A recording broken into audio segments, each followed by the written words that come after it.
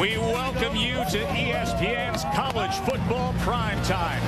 The talent-rich, veteran-led West Virginia Mountaineers are ready for the spotlight. Tonight, these Big East speed burners have come 3 hours cross-state to Huntington. It's Marshall's home opener as they host West Virginia. Good evening, everybody. I'm Joe Tessitore, as always, joined by my partner, Rod Gilmore. Early on this season, this year's Big East doesn't quite look like last year's Big East. Cincinnati's already taken a tough loss to defending champs. Pitt has already taken a tough loss out west. But this West Virginia team, with their experience and their talent, this is the team many are now talking about. Well, there's a buzz about this team in Morgantown. They make a comparison to the 2007 team that went to a BCS game and beat Oklahoma. They think this team is similar, and with good reason. And they got a lot of starters back. Their two superstar players, Noah Devine and Jock Sanders, said no to the NFL and came back. An explosive offense. I'm excited to see these guys in action.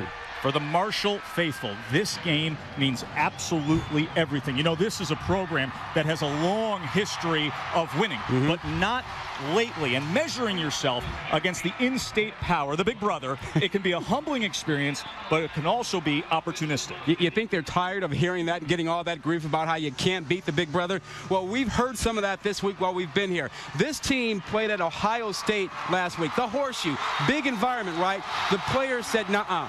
This game, bigger, more important than having played Ohio State last week.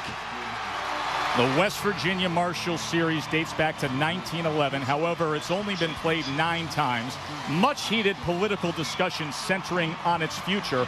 West Virginia has never lost to Marshall.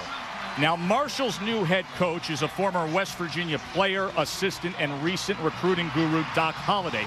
Doc has said that people refer to this as a rivalry game, but he feels it's not a rivalry when you haven't beaten the big guys. Of course, opposite Doc will be his most recent boss, West Virginia head coach Bill Stewart.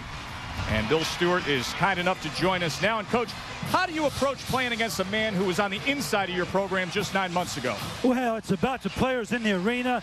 This isn't about Bill Stewart or Doc Holliday.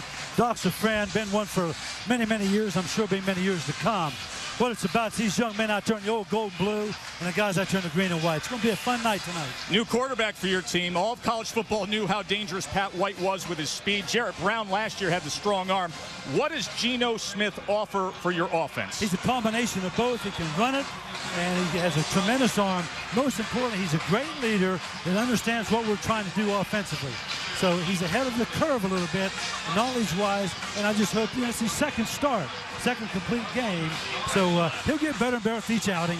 Thanks, Coach. We'll let you get to work. You betcha. Thank you. Coach Bill Stewart, his 3rd year at West Virginia. There is Geno Smith.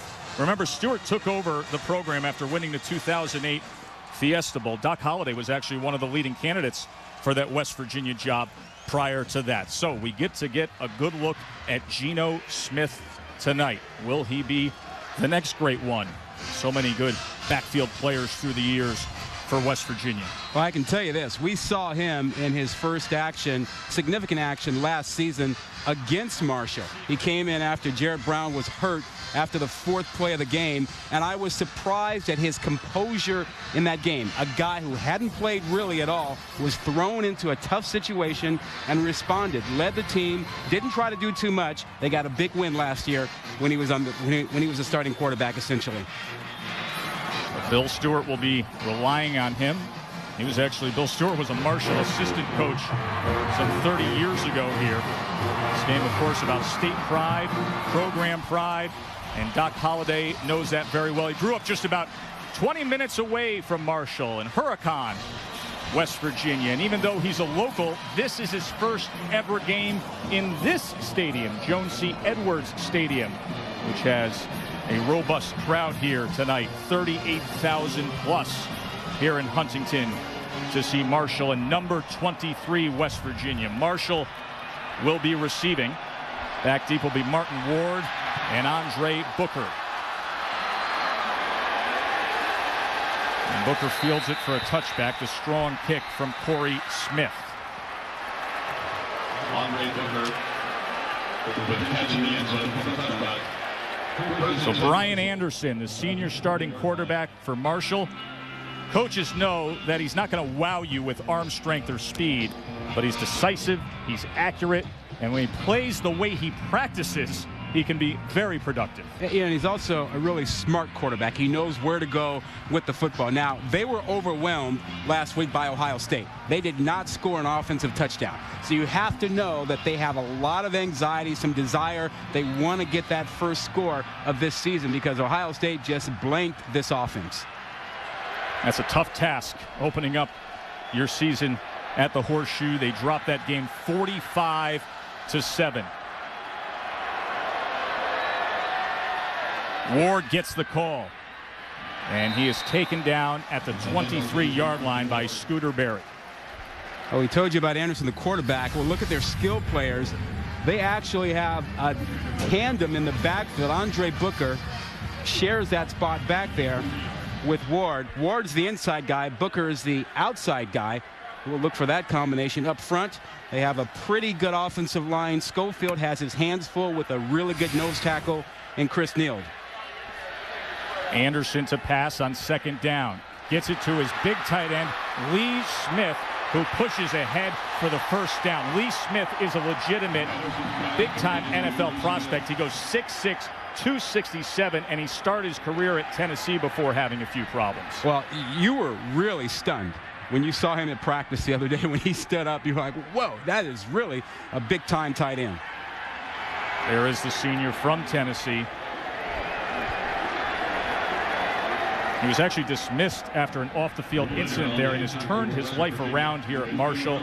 Married, a father of two, has a 3.21 GPA. He's a real success story of what college football is all about, giving a young man a chance to mature and grow up.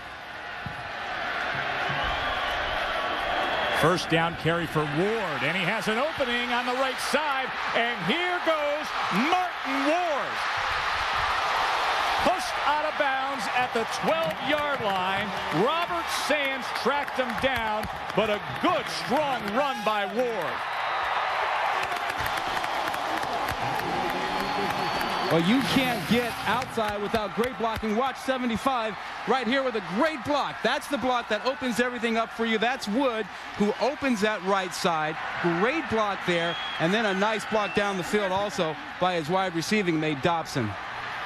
Robert Sands, who was able to track down Martin Ward, is injured at the end of that play. Now, he is one of the top defensive players for West Virginia. Yeah, he goes at about 6'5", 220, big-time NFL prospect. Really a nice angle he took to get over there and make the play. But apparently something happened when he got to the sideline trying to make that tackle. So with Robert Sands down, we will take a timeout. Marshall in prime position early on. Stay with us.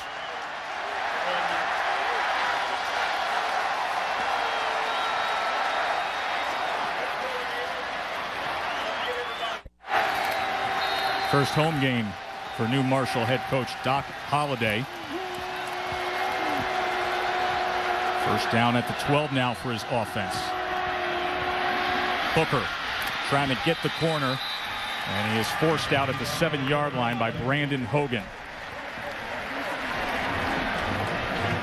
Andre Booker's a very quick running back, has good lateral speed after the long run by Ward.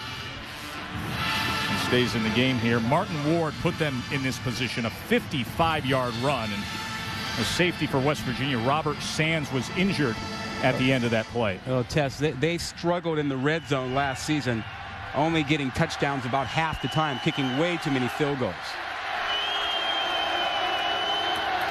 Again, Booker, and this time he is wrapped up right away by Najee Good. Andre Booker on the carry. You know, we talk about the red zone being inside the 20. Now, the gold standard is getting touchdowns 80% of the time. That's what Bill Walsh used to talk about, 80% of the time. Hardly anybody gets that. In college football, if you're doing more than 70%, that's excellent. This team was down around 52% last season. All those years later, and all that Bill Walsh knowledge that was put into you at Stanford still stays with you. Can't go away. There is Robert Sands out here on this series after being injured, making the tackle on the 55-yard run. Third down now. Line to make is the 2. Anderson has time over the middle, and a touchdown for Ontavious Wilson to start the game. Good-looking opening drive by the Thundering Herd.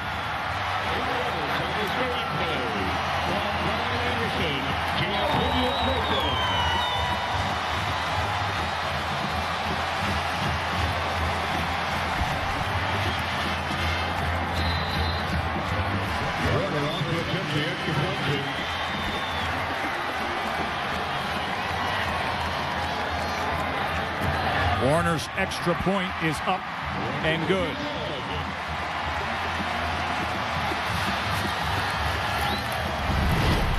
So Brian Anderson, after the long run by Ward, finds Dobson on third down, and Marshall strikes first.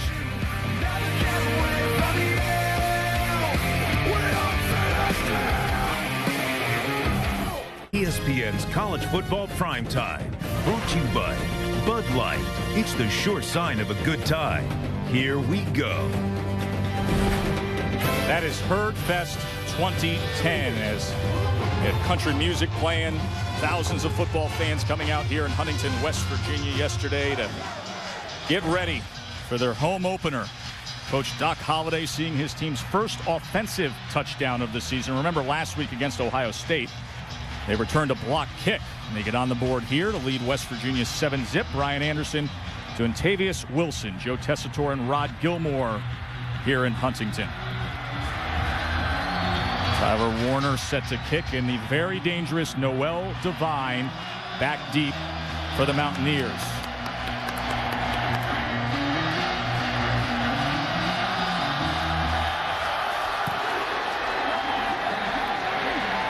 And a short kick to keep it away from Devine. And this is Clark, the fullback, out to the 40-yard line. Hey, Tess, you know, sometimes there's confusion in the secondary. Let's go look at this touchdown pass here. This is the receiver out here. He is actually going to take off inside. Now watch, we'll take a look here. What happens with the linebacker, Najee Good, 52. He thinks he's supposed to take a piece of him to hit him. He doesn't. He lets him get by, and the outside guys are playing zone. A little bit confusion in that West Virginia secondary as to who's supposed to take which man, or whether they're even playing man or zone. Left Wilson free.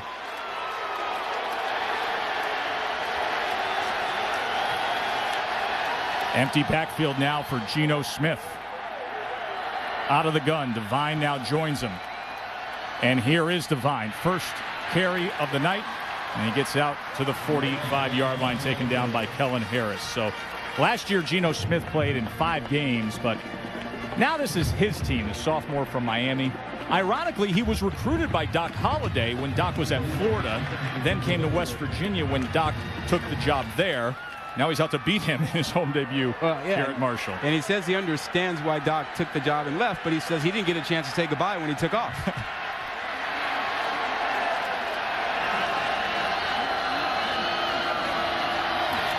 It's a pass now on 2nd and 5. And he's got first down yardage out to Stedman Bailey.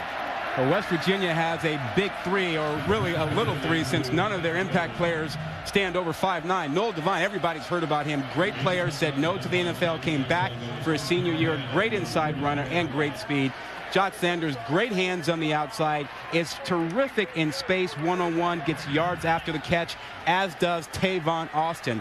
Both those guys on the outside, working with a lot of room, are dangerous. Devine cuts to the near side, trying to get to the edge. And there's that speed, stays in, and jumps out to the 26-yard line. He should have little of everything there, Devine. Yeah, you saw the burst, the change of direction, the vision, all of that on display here. Inside, change of direction, just a little stutter step, the burst of speed to get to the outside, the vision to recognize where it was. Had 111 yards and a touchdown last week against Coastal Carolina. 16 100-yard games in his career.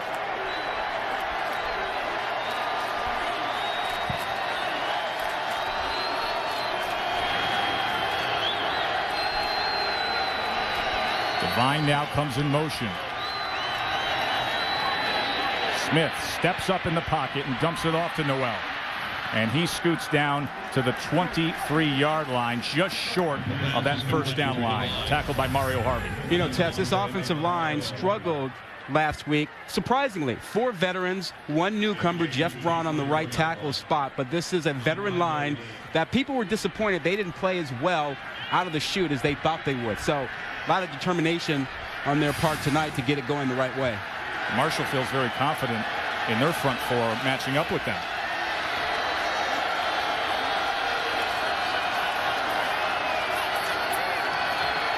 Second and 1's like a money play here, Rod.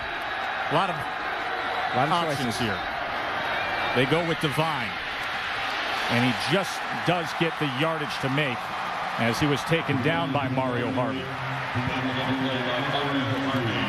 So, Tess, you mentioned that defensive line matching up pretty well. Well, maybe the biggest issue up front is how you deal with Vinnie Curry. Athletic guy on the end, has really been a good player. Came on last season.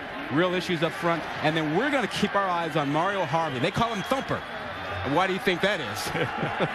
It was another great descriptive that they offered up that we'll share with you a little later on. And Donald Brown is really active in the secondary as a strong safety spot. First down now for Gino and West Virginia at the 23. He's going to keep it himself. And he is taken down immediately by Donald Brown. You know, Tess, this offense is really designed for Smith. You know, when Rich Rodriguez was the coach here, this was a quarterback run-designed offense with Pat White, all that kind of good stuff. Now it's much more spread, have the quarterback throw it, really use Devine and others to run the football. Geno Smith will not run it that much. He's not a Pat White kind of quarterback. Looking things over here, and now he wants to talk things over. You get a sense of the leadership and maturity out of Smith early on. Feels like it's his team, his offense. They will take a break, trailing by 7, but on the move. Rod, I called for a taxi earlier today. Look what came. Oh, the bus. I so want that. That's the DirecTV Drive bus for the national championship. Yeah, I'm going to be taking a ride with it up to Columbus because tomorrow it is Monster Saturday. And at 3:30 Eastern, Ja'Cory Harris and Terrell Pryor, they are going to hook up number 2 Ohio State, number 12 Miami. The bus will be there. Then you can join Kirk and Brent 7 o'clock as Alabama and Penn State will meet up.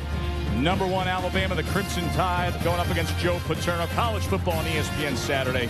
Also available online, on your phone, and Miami, Ohio State in 3D. It is a monster Saturday. Oh, can't wait. So after the timeout, Austin now in motion. They give it to Devine. And Devine tries to spin free 2 times, but then is wrapped up. Mario Harvey got to him first. Devin Arrington finished it off. You know, sometimes you have to understand when the play is over and not lose yardage. And sometimes great backs who have great speed want to try to make a fantastic play. And right now, there's nowhere to go yet. Noah Devine is continuing to try to do something. Devin Arrington is all over him. Sometimes you just go down, Tess, and you don't try and get that extra yard. Play the next play. Well, the next play now is a 3rd and 12, empty backfield. Out of the gun is Smith. Smith now being chased and just throws it up and completes it to Austin. And Austin is taken down well short of the first down by Devin Arrington. Oh, and pressure came from Michael Janik. I'd rather be lucky than good. I mean, that's as ill-advised a pass as you can throw. You're inside the 20-yard line. You're backpedaling on your back foot. You got nothing on it, and you heave it up. You're lucky this isn't picked off. Tyler Bittencourt on to attempt a 35-yarder. Been a clutch kicker, has good technique.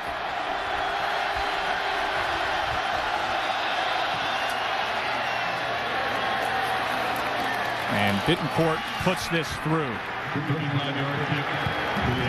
So after the defense tightens up, a field goal on the board. Marshall leads 7-3.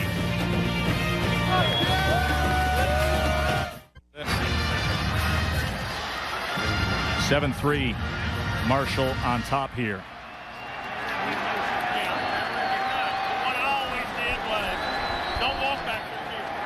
Doc Holliday, long been considered one of the very best recruiters in college football. Now at the helm of this Marshall program. He was on that staff at Florida, won a national championship there, did some great recruiting while he was on Urban Meyer's staff. Considers Urban a very good friend. Smith's kick here. Fielded at the 3 by Booker. And Andre Booker is wrapped up just short of the 18-yard line. Well, tragedy, of course, struck this state so connected to the coal industry. This is called the Friends of the Coal Bowl Trophy.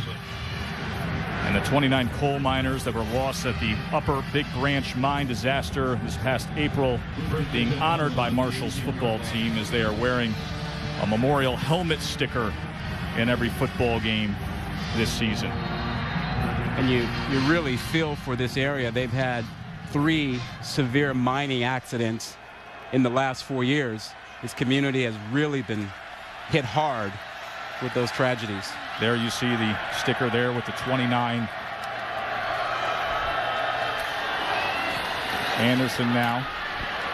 Just a short gainer to Courtney Edmondson. J.T. Thomas quickly getting up to meet Edmondson.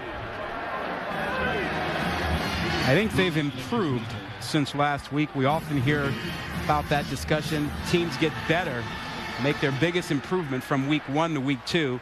It also helps when you're not playing Ohio State every week. But it is true. I mean, it's an old axiom in college football, but the gap between week 1 and week 2, that's where you see the most improvement. Remember, no exhibition games, none of that preseason in the college game. Here's Troy Evans, and Evans gets it out to the 24-yard line. They'll bring up 3rd down. Brandon Hogan was quick to get on top of him. He's their best cover corner, a first-team All-Big Easter a year ago. Well, Tess, this offense is designed to get rid of the ball quickly. 3-step, throw it, a lot of screens, read option. Quarterback doesn't keep it very often. He prefers to throw it than run with it.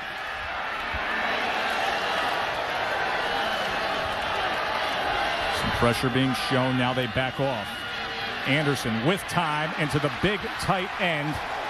That is Lee Smith, and another first down for Marshall. Robert Sands back in the game defensively for West Virginia, taking down Smith. Well, what they're doing offensively is trying their best to move the linebackers laterally. So they run wide, they throw wide, they bring the tight end behind the linebackers. Smith, a 2-time team captain.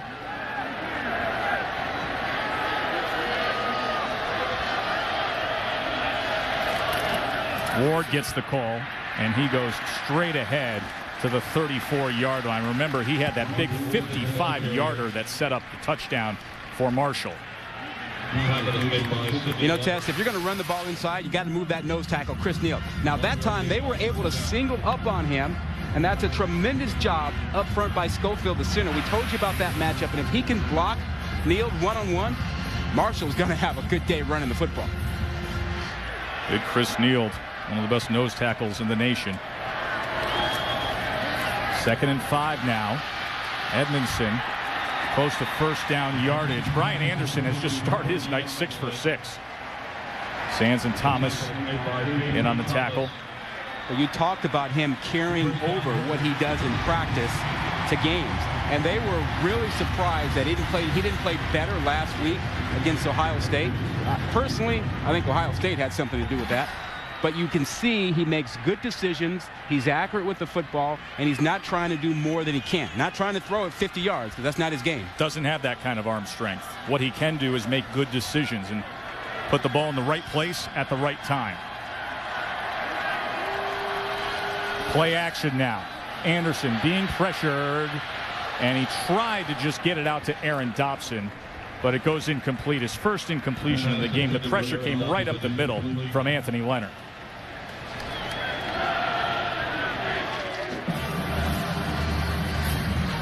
Second down is critical here. West Virginia likes to get into pressure situations. When you have a lot of fast athletes in your secondary and linebacking spots, you love those third and long situations where you can really tee off on the quarterback. Second down is huge. Go with Ward. Well, delayed inside handoff, and he's going to lose a yard here as Anthony Leonard was on top of it. Najee Good getting to the scene as well. Tess, you see, we just saw the substitutions for West Virginia's defense. They brought in their pass rushing specialists, their extra corners, and now they can tee off on Anderson. This is what you try to avoid if you're Marshall. You don't want to be 3rd and 10, 3rd and 11. We'll see how Anderson responds here. Ward's in the backfield with him. Need to get out to the 49. Dumps it off to Ward. Bobbled it for a moment, and then white jerseys surrounded him. Sidney Glover was the first to get there. He's dealing with a tender hamstring, starting at bandit safety tonight.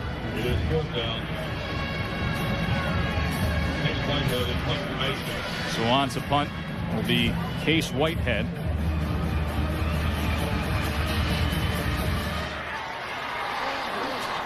Brandon Hogan will be deep for West Virginia.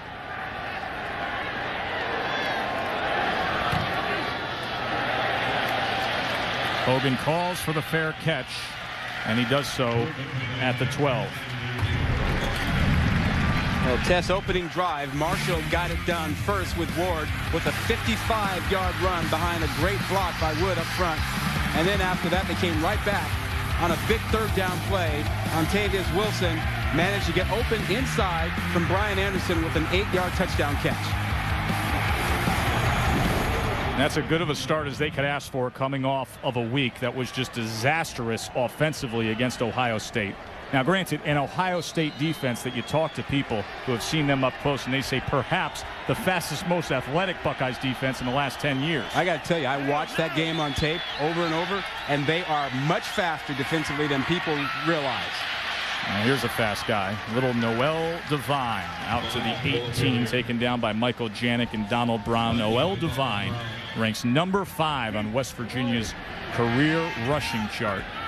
He's had a couple 200-yard games in his career. Coming back for his senior year, showing a lot of leadership. Smith now. Streaking downfield was J.D. Woods. They're calling that incomplete.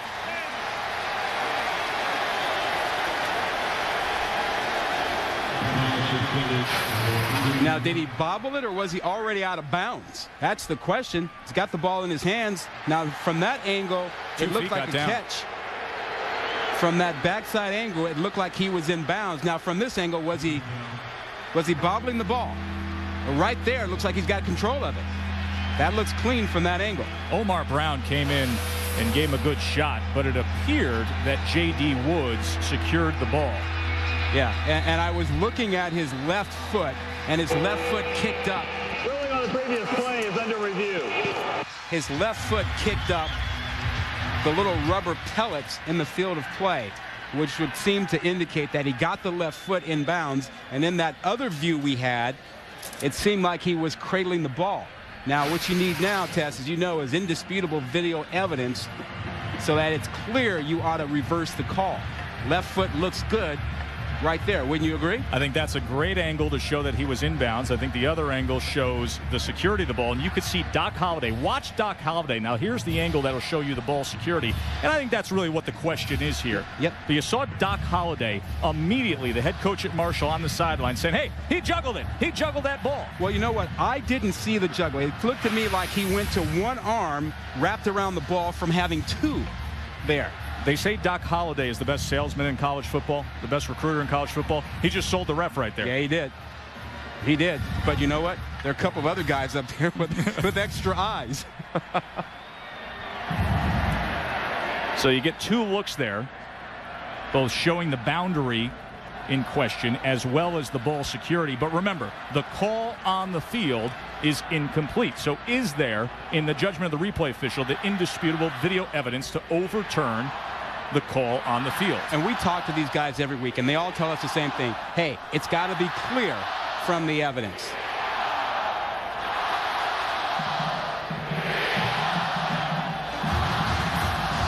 Stewart couldn't believe it.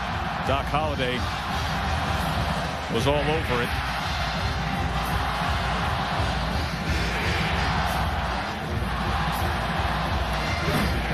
And here it is. This is synced up. Both the boundary look and the ball possession look. Ball possession look on the right, boundary look on the left. Yeah, left foot's in. Ball initially secured.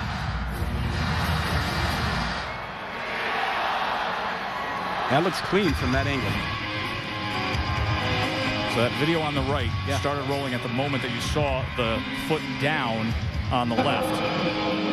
After review, it was determined that the receiver caught the ball inbound until the first down, West Virginia, at the 38-yard line. I think that's a good job by that crew led by referee Randy Smith. Yeah, and they took their time and did it right. They looked at the two elements. They looked at the foot and they looked at possession. And they got it right. And they had clear, indisputable video evidence that they ought to change the call. And that's how you do it. So J.D. Woods says, indeed, mark it down. First down, Mountaineers. A 19-yard reception by Woods. He caught a touchdown pass last week from Geno Smith. His first ever catch. First and 10 for West Virginia at the 48-yard line. So West Virginia with a fresh set of downs as Devine dots the I in front of the big 250-pound Ryan Clark.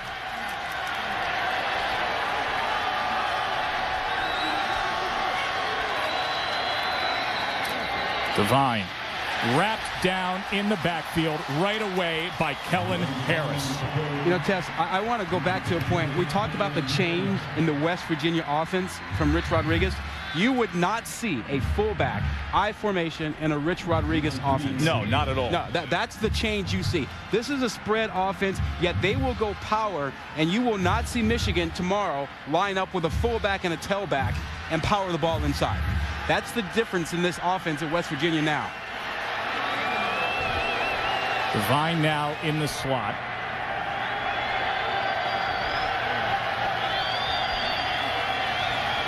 Smith avoids the rush downfield and has it complete to Sanders. Jock Sanders to midfield, a first down for the Mountaineers. 14-yard gain as Kevin Perry was able to tackle him after that.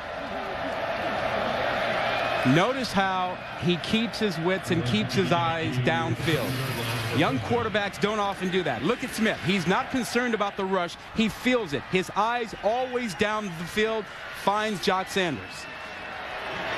That's textbook. Sanders, the 5'7" senior, who's an outstanding playmaker. Had 8 catches and a touchdown last week in his season debut. Smith to pass again. He's 5 for 5 on the night. Now flush to the near side. He's going to tuck it and run, and he gets to the 45.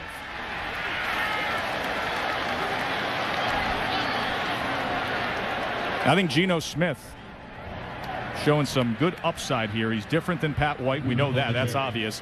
But compared to Jarrett Brown, you know, Jarrett Brown, they raved about that big cannon arm. Smith feels like a more well-rounded quarterback. Well, I think he's probably the best passer I've seen at West Virginia. You know, Jarrett Brown, you're right. Strong arm. Pat White, very athletic, but not the same kind of touch, not the same kind of finesse, and not the same kind of pocket awareness as this youngster has.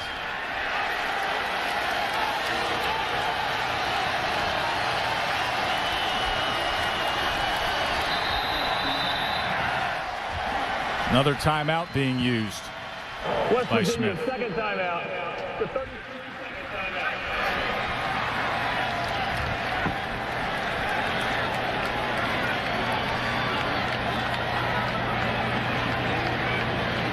Of course, when you think about West Virginia college football history and Marshall, now everybody knows, take you back to November in 1970.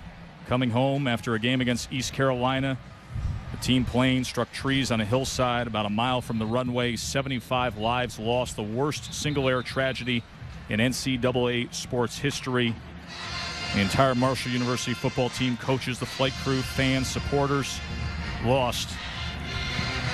Of course, the movie We Are Marshall told that story so well.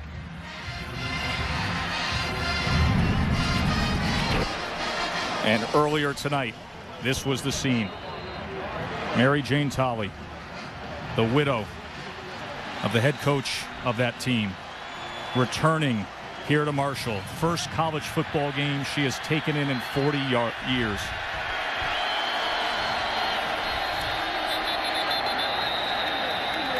Flag comes in.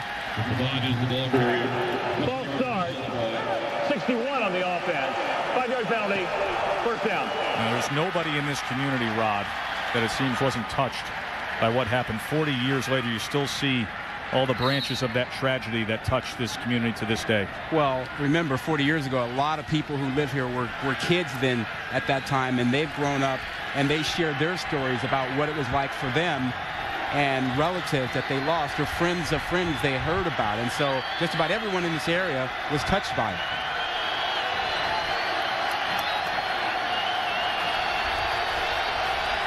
Second and 10 now. Smith pressured right up the middle, but he is able to get to Austin.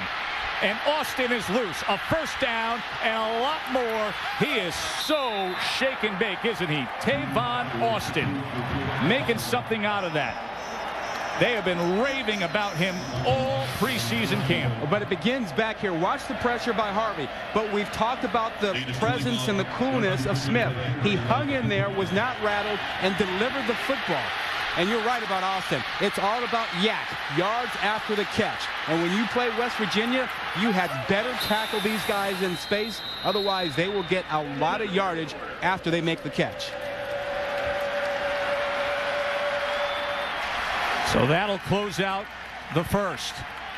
West Virginia is on the move, but Marshall struck first. 7-3 game here in Huntington. Much more to come. Stay with us.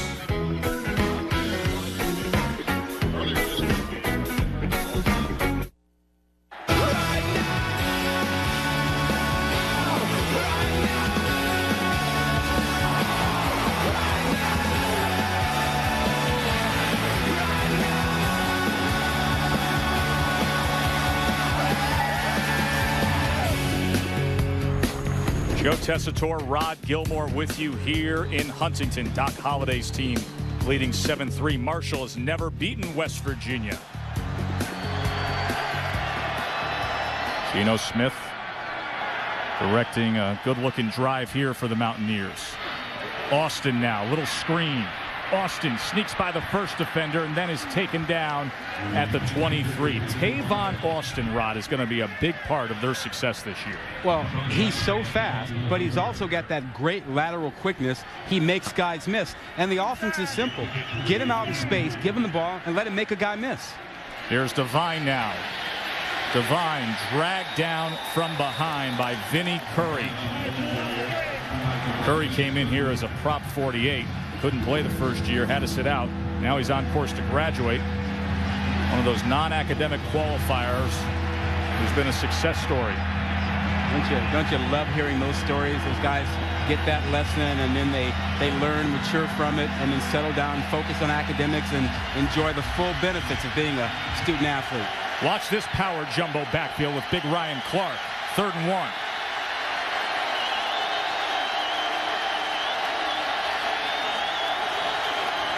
Clark, first down, Mountaineers. He goes 6 foot and just a chicken nugget under 250. Bringing back the days of Owen Schmidt, when Owen Schmidt was the big back who would pave the way. You know, when Clark came into this program, I remember talking to Coach Stewart a year ago. He came in at 260 pounds. He nearly ate his way out of his freshman year. Well, he can lower the boom. He is their short yardage specialist. So a first down now for the Mountaineers as Clark heads over to the bench and Devine comes back in. Devine looking for running room, not finding much at all. Donald Brown came up from his safety position. You know, you see Devine run inside, and a lot of folks say, well, wait a minute. He's only 5'8", 5'9", 175 pounds. You seen his thighs? Exactly. That guy can squat 500 pounds. He bench presses over 400 pounds. He's strong. He may not be tall, but he's a very strong and physical runner inside. 11th play of the drive.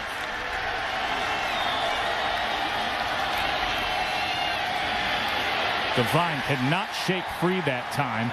Mario Harvey, who they say is Fred Flintstone running a 4.4. That's how the coaches described him to us. Yabba dabba doo. 6 foot, 250, and can flat out run. Yeah, he runs under a 4.4. Watch him from the left side of the screen, moving inside, takes on a block, gets in there.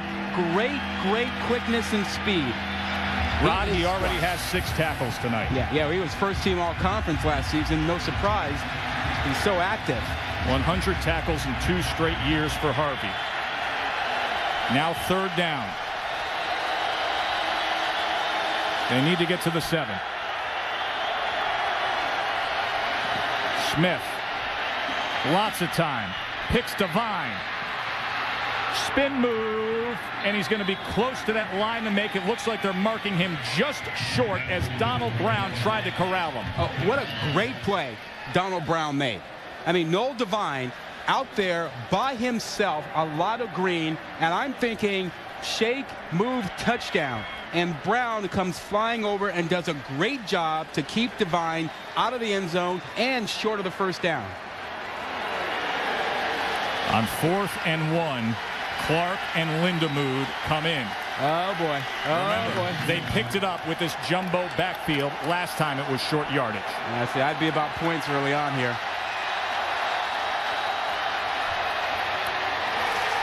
He didn't get it. He is short. Mario Harvey and Omar Brown stop Ryan Clark. What a stand for Marshall. What a stand for Mario Harvey. This kid is a player. Oh, he's big time. He is big time. Had 10 tackles against Ohio State, 7 solos. He's a player. Watch him here. He takes on the block, gets rid of it, and then steps in to help Omar Brown, who was already in there. And that's just great passionate defense. That's all it is down there. Brown's a team captain. Harvey's an all-conference stud. And they stretch out that chain, and it's not even close. Marshall ball. Yeah, see? And you heard me beforehand. I might take some points, kind of keep the crowd out, dampen the momentum a little bit, but some guys like to roll the dice. And you have the benefit of now saying, okay, well, we have them backed up, and maybe we'll get the ball back in good field position. But still, now you got the crowd into it even more, and that defense feels like they can make plays. 23rd ranked team in the country Bill Stewart brought in here with a loaded senior-laden skill position offense and a quarterback who's playing mature and well. 13-play drive goes for zilch.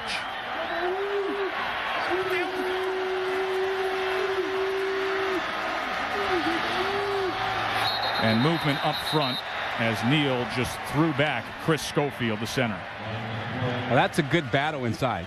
And Schofield has been getting the better of Chris Neal so far. Ball start. 71 on the offense. That was the half the distance. Still 1st down.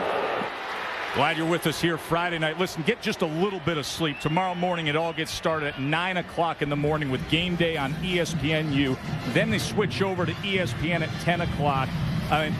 Glue yourself to the couch starting at 9 a.m. tomorrow. Look, if you're not watching Game Day at 9 to start your day, you're not ready for college football. Of course, you got Bama, Penn State's going to cap it all off. Ohio State, Miami, Oklahoma, Florida State. And this one is shaping up as a dandy, the rivalry between Marshall and West Virginia. Anderson with time, going downfield, airing it out, and completing it to Aaron Dobson. How about this? Aaron Dobson, 96 yards.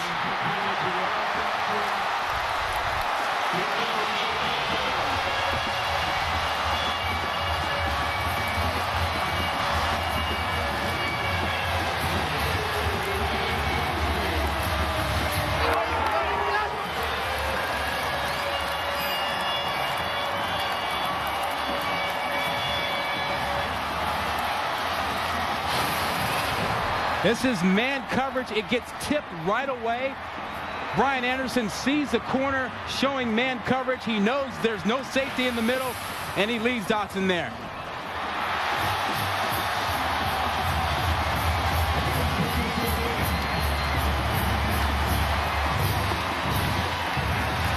How about this atmosphere here in Marshall, and what a difference a week makes. What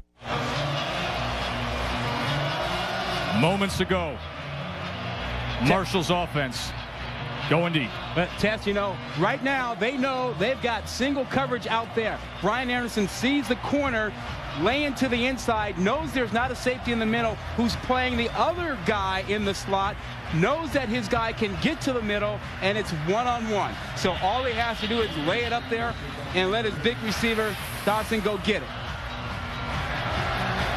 If you're going to play man coverage, you got to disguise. You don't want to tip it, at least not that early. Warner's kick. Austin to the 29. All right, our Friday night fantasy football. Each week we pick a quarterback, running back, wide receiver, all from different conferences. Here's the results from week 1. I went for 108 points. Had a good week out of Kendall Hunter. You were on fire. You were on fire. I was struggling a little bit here. But, you know, I always start off kind of slowly. Landry Jones did not have the kind of game I expected. But our buddy, Colin Cowherd. ESPN Radio's Colin Cowherd will be joining us all year long on Friday Fantasy Football. He had a poor game out of Jeff Mail, but they were up by 70 points. Yeah, He's passing the ball. He's a big football fan, but I'm going to have to call him out, you know. He and I, we both have to step it up a little bit to catch you. Well, this week's picks in a moment. Geno Smith on first down. Smith to pass. Pressured right up the middle. Then releases it to Devine. Devine tries to make extra yardage, taken down at the 35. All right, Ron, let's go through this week's picks in Friday Fantasy Football. You can lead the way, my friend. Well, I was trying to be really conservative this week and get back to my winning ways, and I've got a quarterback at Texas Tech that's going to get me some points this week, Mr. Potts. Oh, yeah. Yep. Well, the system, I mean, it's just going to roll it up for you. And I've got John Clay at Wisconsin. I think the Spartans are in trouble. He's going to run all over him. And Demarius Johnson, Tulsa, is my wide receiver all-purpose guy. I cannot believe you picked him. Flags come down. Let's get the call here, and then we will put up our picks. False start, 64 on the offense. 5-yard penalty, second down. So you're killing me with Demarius Johnson. He's going up against Bowling Green. That's exactly who I scouted as well. Okay. But I'm going Gerard Johnson at Texas A&M. Montel Harris against Kent State. Boston College's Montel Harris.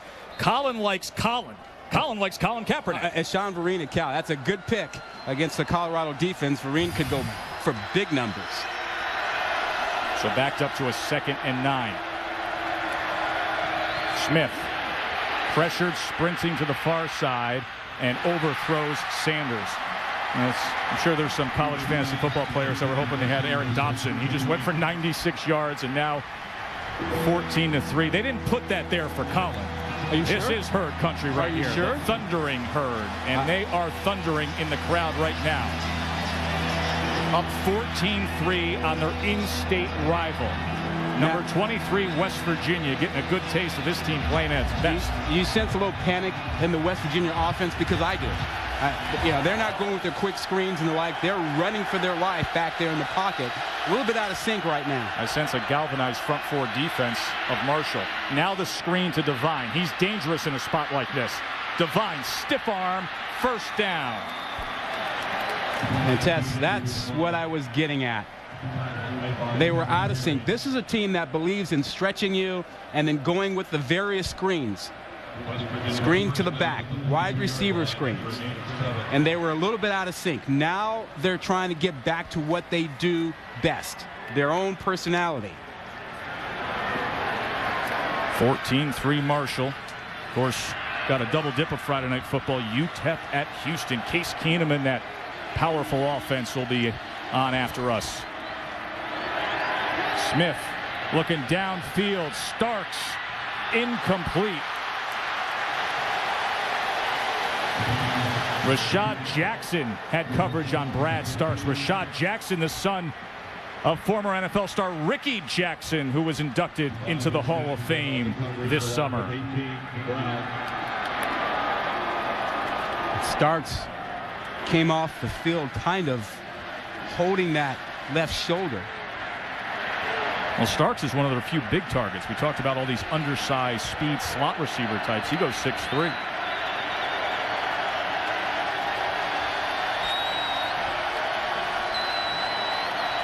Second and 10 now for Smith. Unable to escape the pressure of Vinnie Curry. The best defensive lineman for Marshall takes down Geno Smith. Now take a look at the left side of your screen. There comes the pressure. You'll see him. That's Curry. He's one of the guys we talked about, athletic, quick, poses a problem up front. And Tess, we heard all week long, Marshall felt good about that defensive line matching up with West Virginia's offensive line. And Coach Ripp, defensive coordinator Chris Rippon, he said that's the one advantage I will tell you that we have, our defensive front against their offensive line. 3rd and 15. Pressure again. Mario Harvey tears down Geno Smith, and the Thundering Herd is on fire here. And Harvey has already had a great game. And last play, we saw the pressure from the bottom of the screen. Look to the top of the screen. There's 30. He's just way too quick for the lineman. He just runs right by. It looked like it was Barkley over there. Yeah, Don Barclay lost his helmet. This Marshall team so pumped up. Up 11, their home debut, a new coach, and new life here against West Virginia. And this punt settles in only at about the 39. Mario Harvey, the senior from Georgia, he is pumped up. And why not? 14-3 Herd.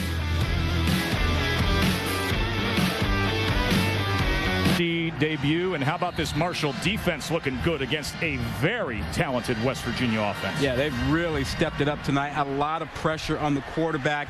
45 points allowed last week, only 3 so far tonight, and that defensive line has just been outstanding.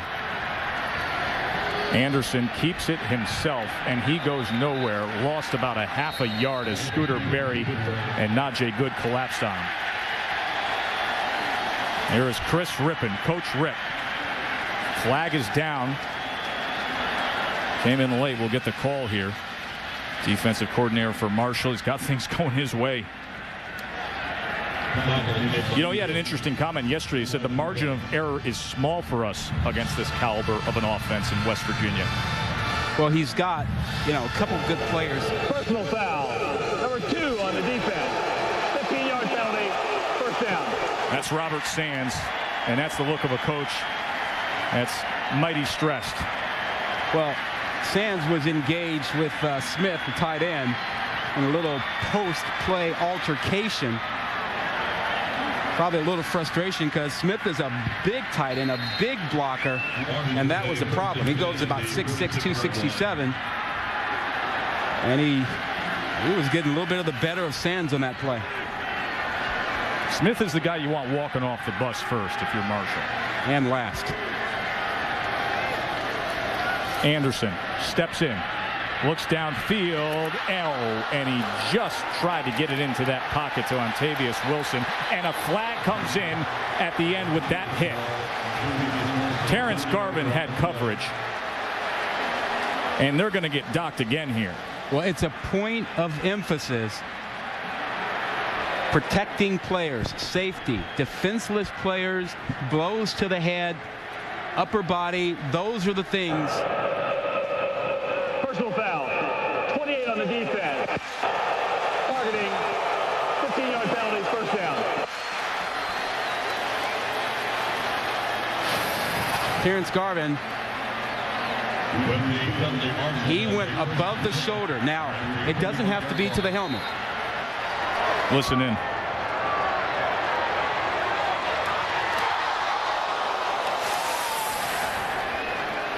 So a couple of penalties. Ball comes loose. Anderson was trying to release it to the near side, and the ball came loose.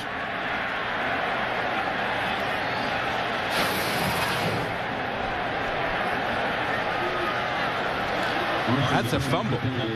That's not an incomplete pass. That's a fumble. Loss of 3. Yeah, he's lucky to get on top of that. And Tess, I want to go back to that that issue about the penalty, it is really a point of emphasis. It's not a head-to-head contact. It's not hitting the helmet. It's when you go above the shoulders are above, they are talking about safety and protecting players, and you'll be flagged. You know, that's a great point. They discussed that with us, the officials did in the preseason. It's not helmet to helmet. It's the defenseless and up high is what'll get you. Booker. And he barely gets back to the line of scrimmage. He's forced out all the way back at the 37. This is what we're talking about. This is a hit up high, and the bottom of the helmet actually gets the backside of the helmet. But when you are at the shoulders or above, that's an issue. And early in the season, you're going to see a lot of flags on this because it's a safety issue. That is a point of emphasis from the officials in college football this year. But the defense has sent Marshall back since that point, so it's 3rd and 16. They need to get to the 21. Anderson floats it out, and it is overthrown. He was trying to get it to Andre Booker, who was coming out of the backfield. The pressure came from Sidney Glover. Thomas on the coverage for the Mountaineers. So the West Virginia defense responds after the 2 penalties. Whitehead in punt formation for the Birds. Case Whitehead comes on to punt. Brandon Hogan will put his heels back on the 10-yard line. As you know, Whitehead will try to just settle this in there, get it directional and close to that goal line.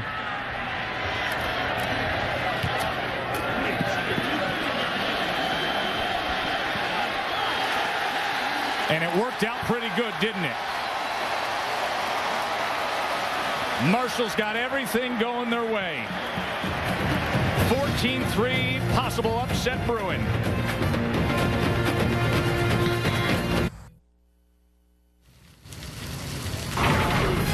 ESPN's College Football Primetime, brought to you by the Capital One Cup. Log on to ESPN.com/Capital One Cup to vote for the Capital One Cup Impact Performance of the Week. That's the Memorial Student Center fountain here at Marshall, dedicated in memory of the plane crash victims back in 1972. Of course, this year, the 40th anniversary of the fatal plane crash that took the lives of the 1970 Marshall football team. So the punt was down at the 3-yard line. And now West Virginia backed up. Smith to pass from his own end zone, just escapes and gets good yardage out to the 12-yard line. That was a heady play by Geno Smith. The pressure came from James Rouse, but Smith was able to get around it. Well, he's got great pocket presence, but you know something? They've got issues. They're having a hard time protecting Geno Smith. And you see the pressure that time coming from the right side, James Rouse. Smith was able to slip it, but there is a big problem. Quickness and speed on the edge is an issue for the West Virginia tackles. It's not often you see a true freshman starting on a defensive line at this level of football, but they love Rouse.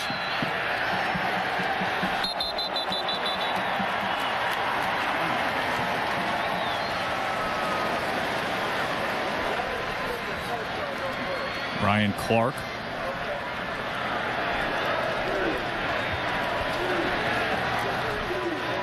Let's see where they spot this. Just short of that line to make.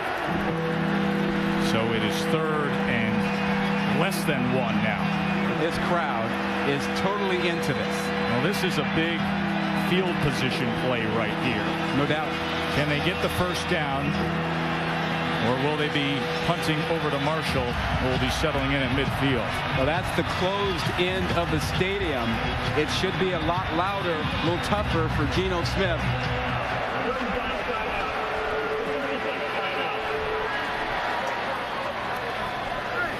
So a timeout called here on 3rd and 1.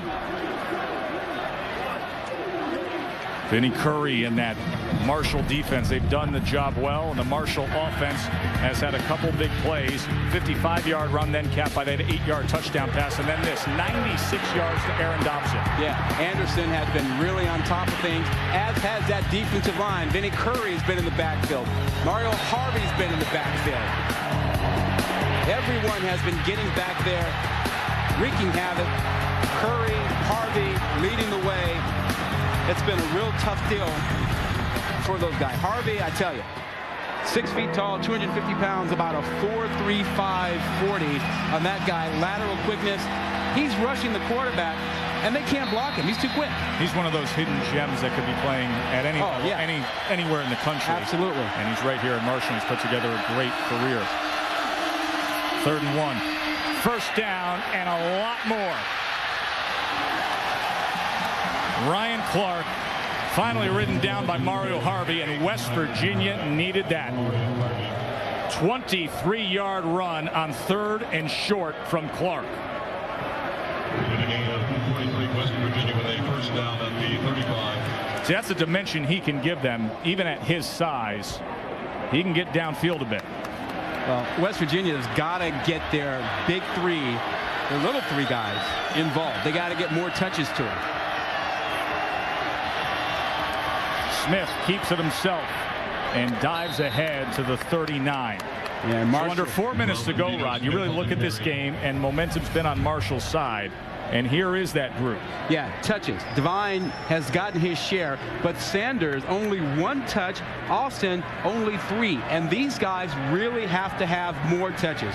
The goal for West Virginia is probably to get Sanders 10 to 15. 10 to 15 for Austin as well.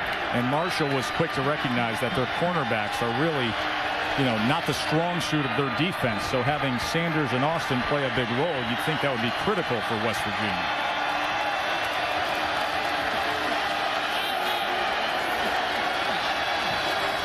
Smith, plenty of time, and he overthrew and to the outside. He was looking for Tavon Austin.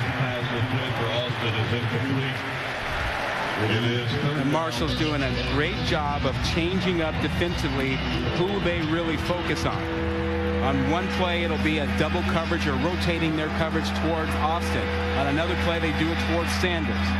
But they're trying to take away one of those guys all the time and make Smith guess where to go with the football.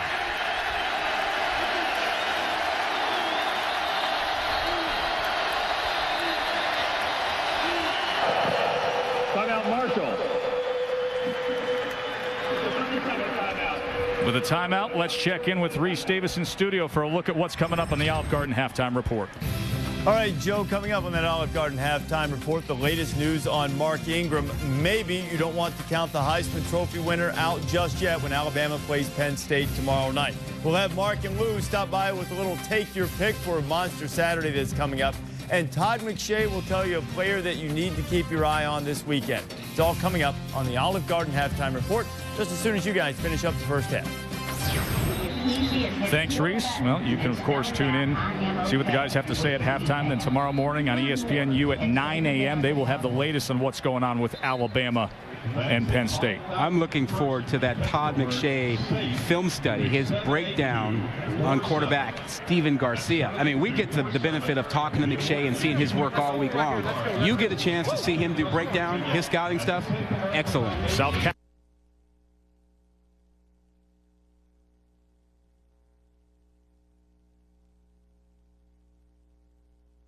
Continues NASCAR Sprint Cup Series at Richmond tomorrow, 7:30 Eastern on ABC.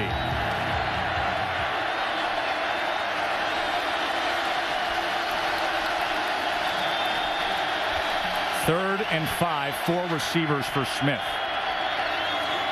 Here comes the pressure right up the middle. And he has to complete to Sanders. He's looking for the yardage, and he's going to be short. Brown and Shakur surrounded Sanders. And that's what we were talking about, that double coverage, figuring out which guys to double. And that was Brown and Shakur that time doubling up outside. So Geno Smith struts off. They improved the field position, but that was a drive that they were trying to cut into this margin.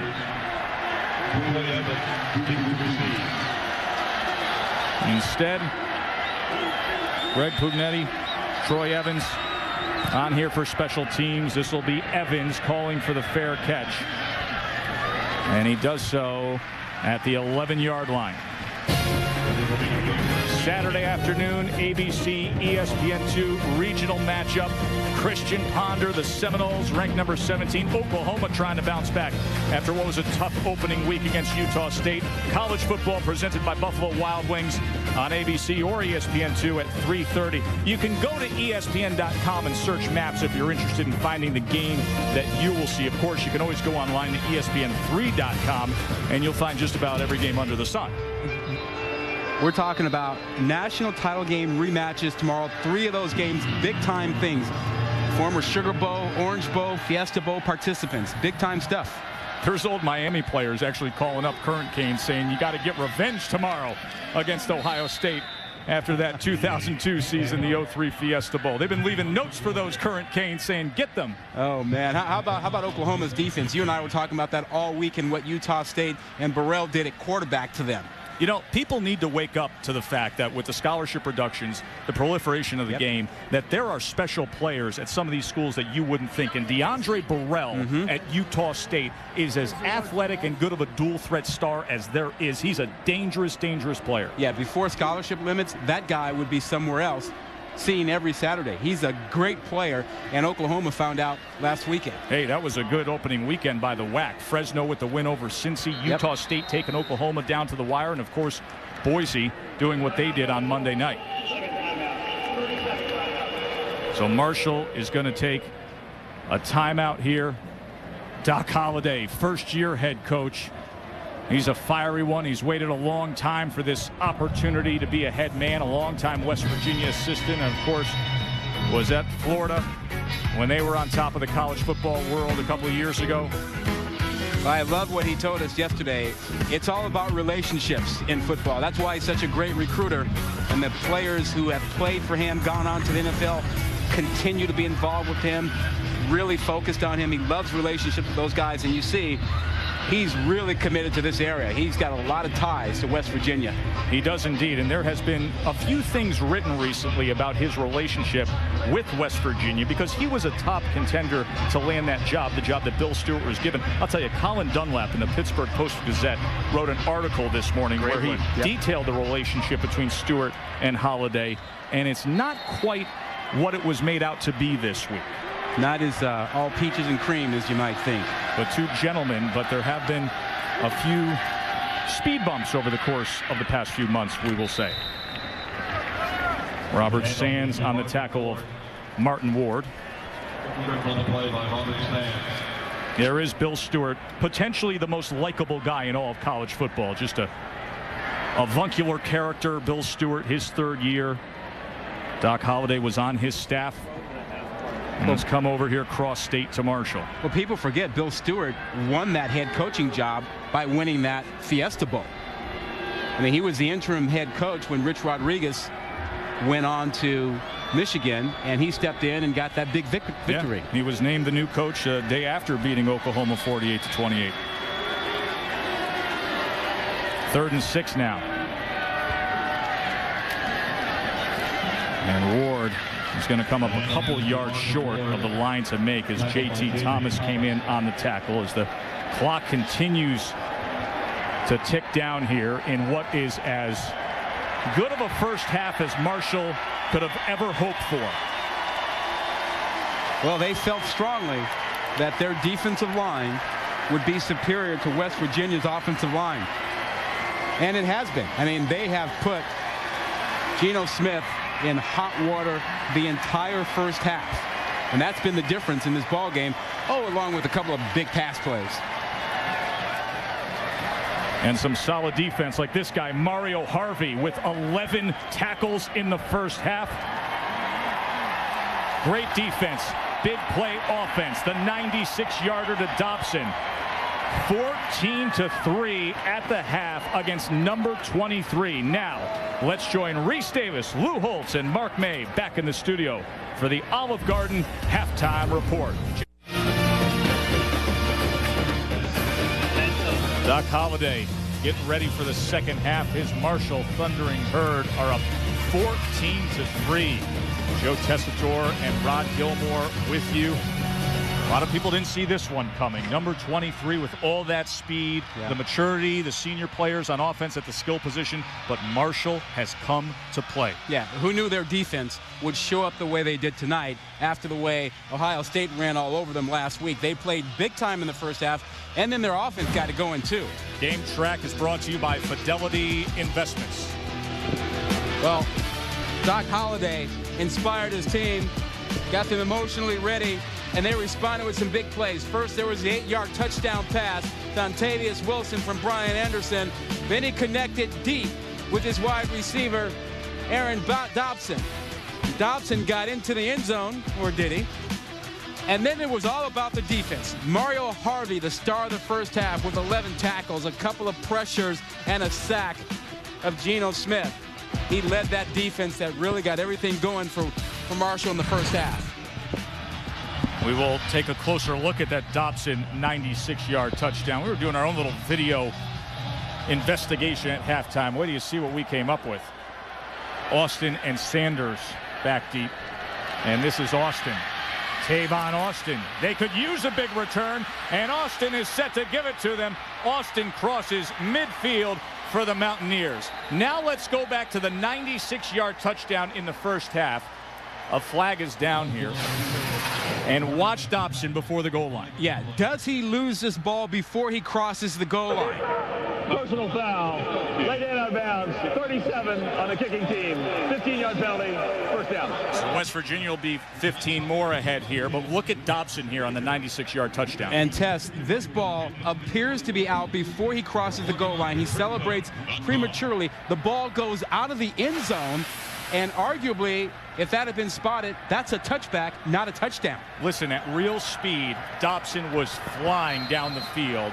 He brought his momentum through the end zone, but when you go back and you look at that replay, and I'm not saying it's indisputable video evidence because you don't have the goal line angle, but it's clear to see there at that angle that he starts celebrating just prior to the goal line. Nonetheless, 14-3, and the Mountaineers need something here. They go with Devine to open things up down to the 28. And Vinnie Curry scoops it right up. How about that? Curry caused it. Donald Brown jumped on it. Curry was in on that play, and Brown was smart to get on top of it. But did the ball come out on contact, or did it come out when he hit the ground? There's the hit. There's the ball pushed out. That looks like that's Vinnie Curry who knocks the ball out. That is a fumble. That ball came out before he got to the ground. It was a stripping by Curry. It was laying right on Curry's chest, and then Brown came in and secured it. So West Virginia, who you talk about, hey, they're getting the ball first. They got the big return. They got the penalty. They're going to their main man. It falls apart right away. Booker now. Here is Andre Booker. And Booker is out for a good gainer to the 39-yard line. Chipped down by Sidney Glover. Well, they caught West Virginia bringing pressure from the left side, and that option got outside of the pressure. That's how they were able to pick up a first down.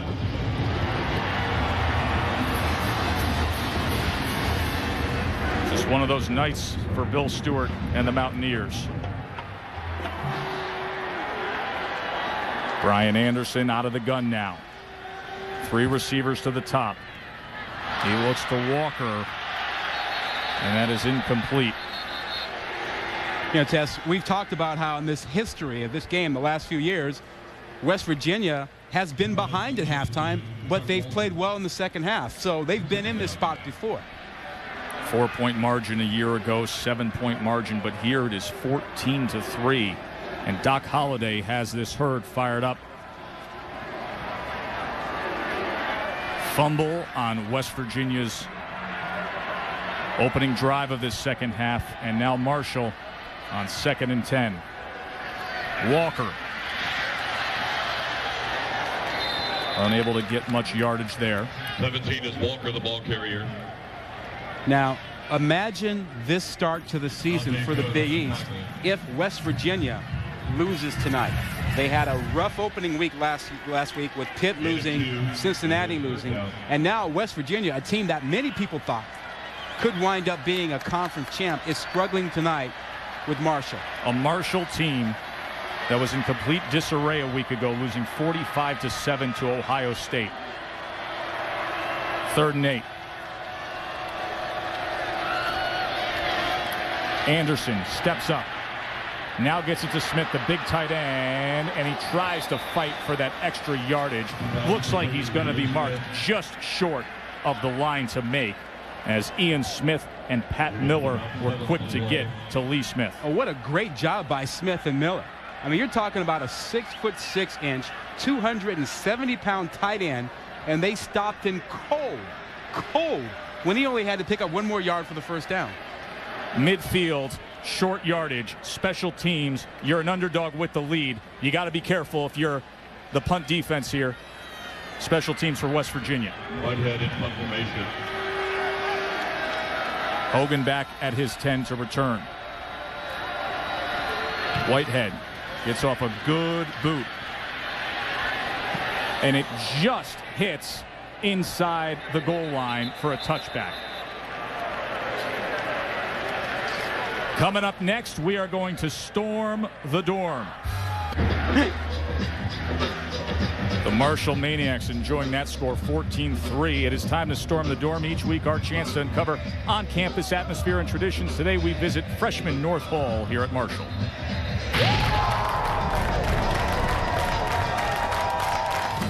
Here we are at Marshall University, named after the great Chief Justice John Marshall. Now, John Marshall used to play a little game called quoits. It's actually a lot like horseshoes, except it's played with the ring. In fact, it's the ancestor to horseshoes. And they are very serious about their quoits, as you can see, Rod. In fact, they have a tournament which concludes next Thursday with the President's Challenge of Quoits. Oh, come on, you got to make one of those. We should have gone out there and tossed those things around. What? They can't be that heavy, are they? That was John Marshall's favorite game. He was the 4th Chief Justice of the United States. West Virginia back on offense now.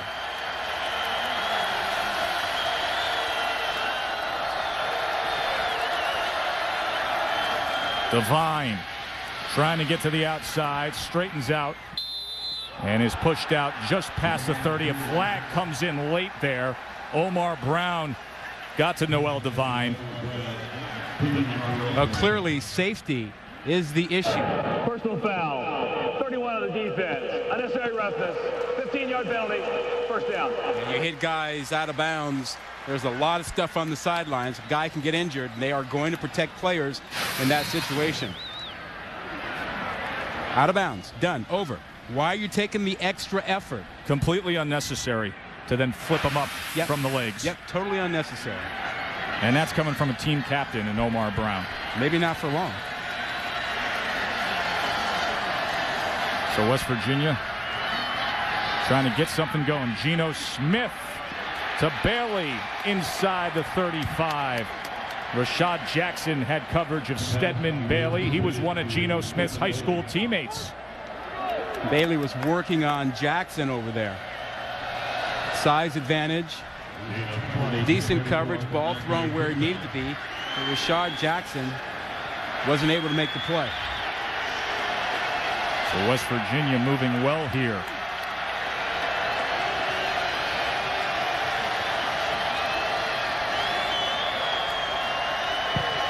Jackson showing pressure off the edge, now backs off to get back to covering Austin. Play clock running down. Smith looking for Austin and overthrew it to his outside. Tavon Austin's just 5'9". They need to get Austin and Sanders more involved. Did you see the way Omar Brown held up at the end there? Learned his lesson. Learned your lesson, yeah. You don't take that shot anymore. Smart play. You know, players catch on. You throw enough flags. We get it. Devine flanking Smith and now moving into position to carry the ball, and here he goes straight up the middle. Noel Devine, and a first down for the Mountaineers to the 16-yard line. Jackson was able to get to him. Good block by the center, Joe Madsen. Yeah, Madsen, great job up front, and then Devine, very explosive, but you just have to watch Madsen up front. He's fantastic. Smith, Devine out of the backfield, and he is taken down at the 15-yard line by Devin Arrington. You know, we're talking about Madsen and that great block he had before. This is his 15th straight start. Veteran guy, great center, directs all the traffic up front.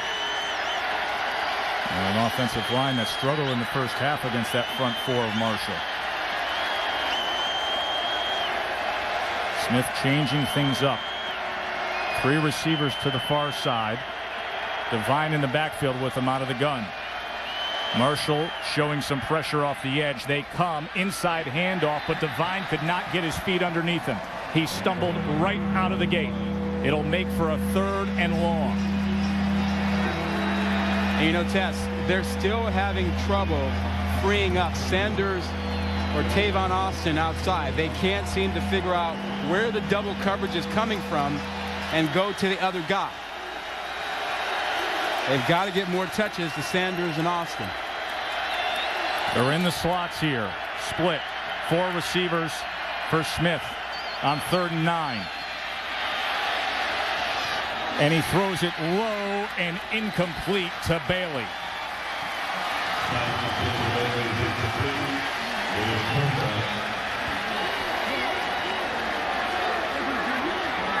Coach Bill Stewart, he has seen his offense struggle against the upset-minded Marshall team. Tyler Bittencourt coming on to attempt this 33-yarder. He made from 34 earlier. And once again, Bittencourt showing you what he's made of. Bill Stewart needs a little more, though. Marshall still on top.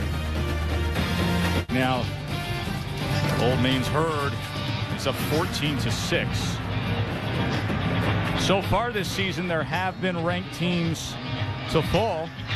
But, you know, Virginia Tech, it was against Boise, Pittsburgh against a good Utah team, North Carolina, LSU, and Oregon State against a rock-solid TCU national contending team. This is a Marshall team that was blown out in week 1 for number 23.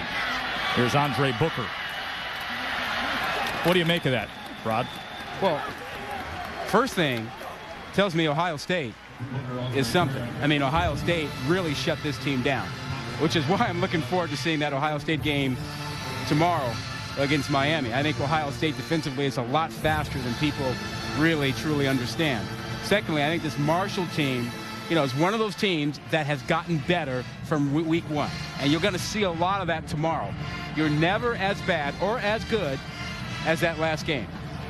Aaron, Chrisley, Kirk, and Desmond are going to get you set for that Ohio State-Miami game starting on game day on ESPNU at 9 a.m. Huge day, monster Saturday tomorrow.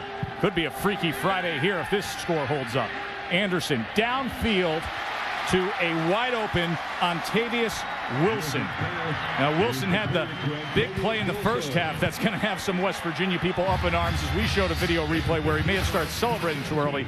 Here he just hauls in one wide open. Yeah, and he doesn't quite have the arm strength to get the ball down the field the same way you might like to see, but he does get it to the right guy. But that does not look like a catch. That looked like that was trapped. Well, Wilson's just surrounded by controversy tonight, but this will be replayed, unlike his earlier one.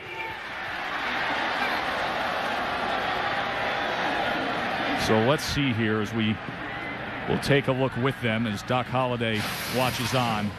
Did it hit the ground, Rob? Well, from that first angle, it looked like it got to the ground, and it certainly looked that way there. I mean, you want to have your hands underneath the ball to have the catch, but that slips through the hands. You see the ball on the ground, and then he rolls over with it. To me, that is absolutely an incomplete pass. You've got to cradle it. You've got to protect the ball from hitting the ground. Once again, the call on the field is a completion, and they're looking for that indisputable video evidence, which it appears you would think that they would have here. Yeah, Bill Stewart thinks that way, at least. Yeah. Well, and the officials have told us every week, it means it's got to jump out at you that you need to change the call. That jumps out at me as you got to change the call.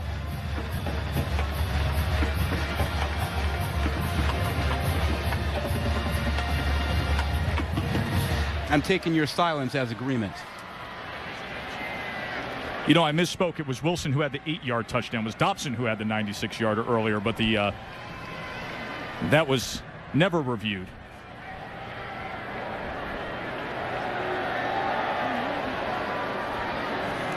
I do think that these reviews have taken a bit longer than most fans would like and most players would like. A lot of standing around out there. Well, if overturned, it's going to be 2nd and 10 at Marshall's own 27.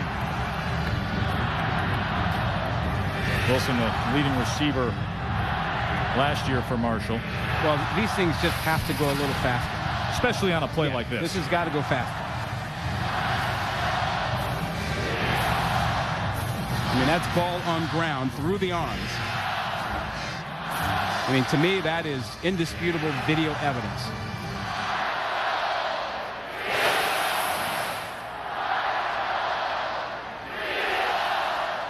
And the chant of "We Are Marshall" carries through this replay time. Of course, the title of the great film this year, the 40th anniversary of that fatal plane crash that the film was based on. They have a lot. After review, it's determined the pass is incomplete. It'll be 2nd down and 10 at the 27-yard line. Well, they got that one right, and the officials are telling us that they had a bit of technical problems. And as for the delay in getting that replay call. You know, you mentioned that "We Are Marshall" film. I think the football community knew and understood the story, but I think the benefit of that film coming out was that the broader population came to hear and understand the Marshall story. Mary Jane Tolley, the widow of the head coach of that team, was here tonight for the opening coin toss, an emotional moment. First game she has returned to in 40 years. And what a night it would be for all the Marshall faithful if they were able to, the first time ever, defeat their in-state rival. Big brother, West Virginia, a ranked West Virginia team with grand expectations for their Big East season ahead. So it backs them up to a 2nd and 10 with the incompletion as Ward is with Anderson in the backfield. Evans now.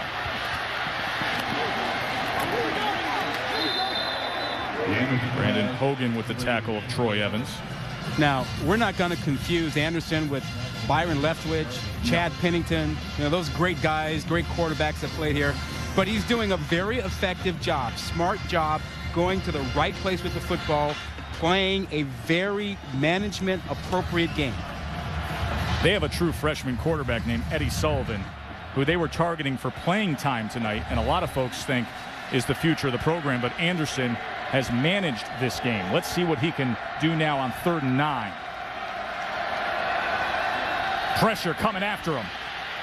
Gets it complete, but going to be tackled down at the 30-yard line is Aaron Dobson by Brandon Hogan. Well, Hogan and his mates have been making clean tackles, no yards after the catch, getting off the field. Now, the West Virginia offense has to be heartened by what the defense has done. We haven't heard much out of the Marshall offense in quite a while now. Ace Whitehead to punt.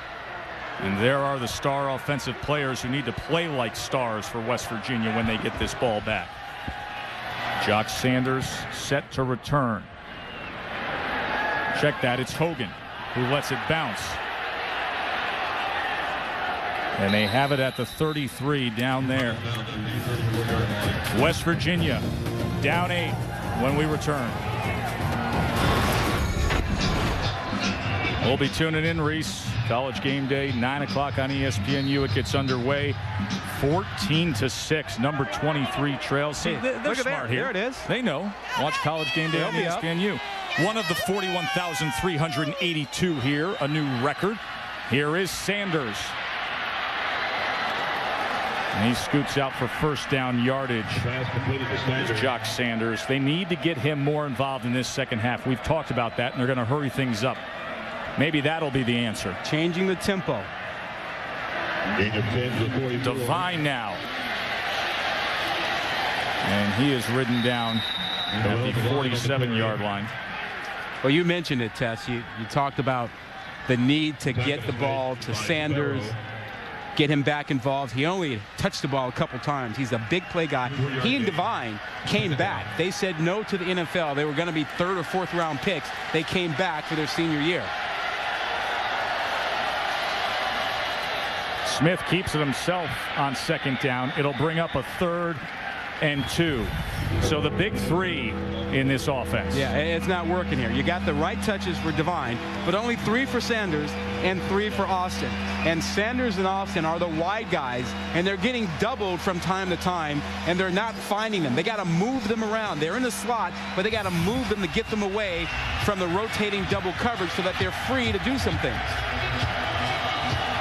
3rd and 2 and out of the gun.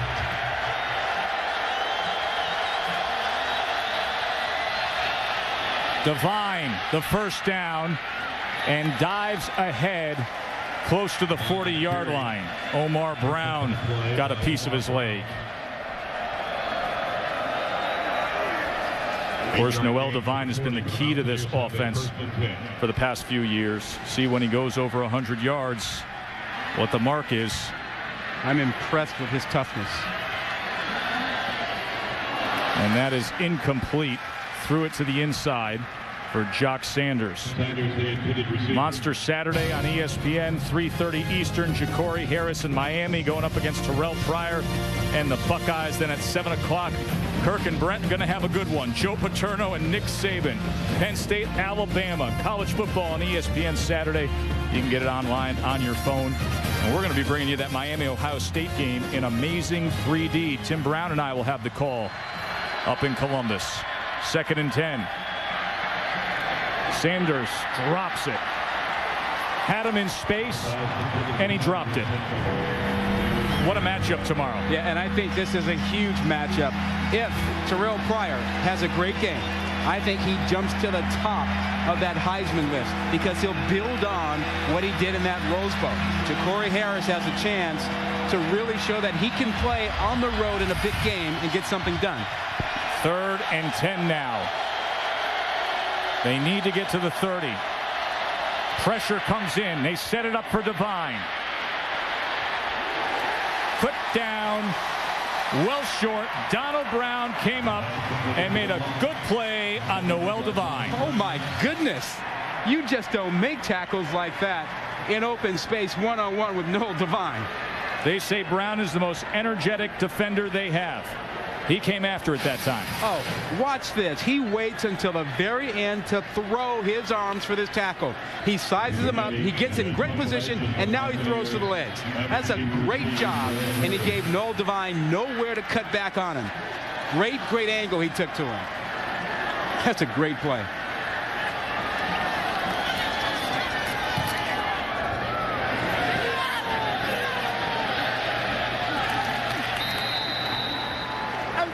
And this punt goes out at the 6.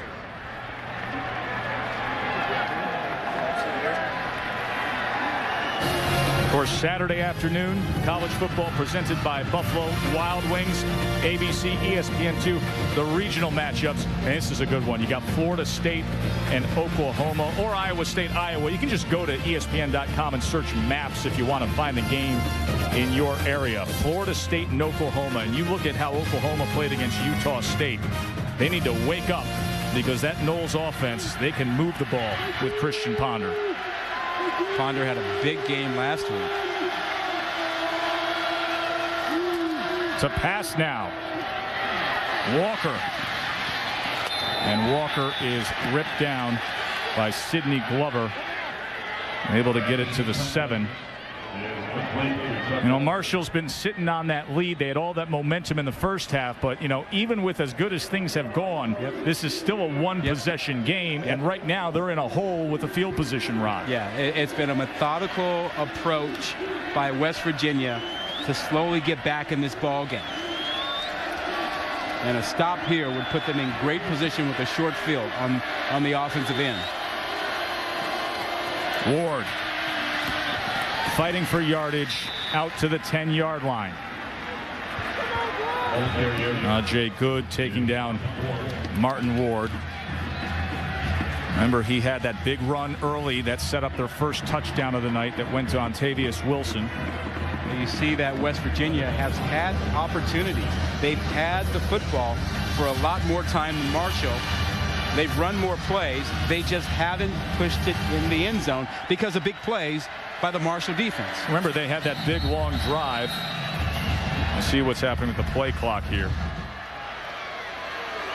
Well, they had the 4th down stop. 4th down stop after that long drive. A couple of big sacks. Play clock, thank you. And then coming up with just a couple of field goals rather than touchdowns on subsequent drives. The Vinnie Curry fumble that he caused, and they got the recovery. Marshall 0 for 5 in their last 5 attempts on 3rd down. And that falls incomplete, and you can make it 0 for 6. They were looking for Lee Smith. Najee Good had coverage, and the West Virginia defense did a good job there, and now Marshall will be punting from their own end zone.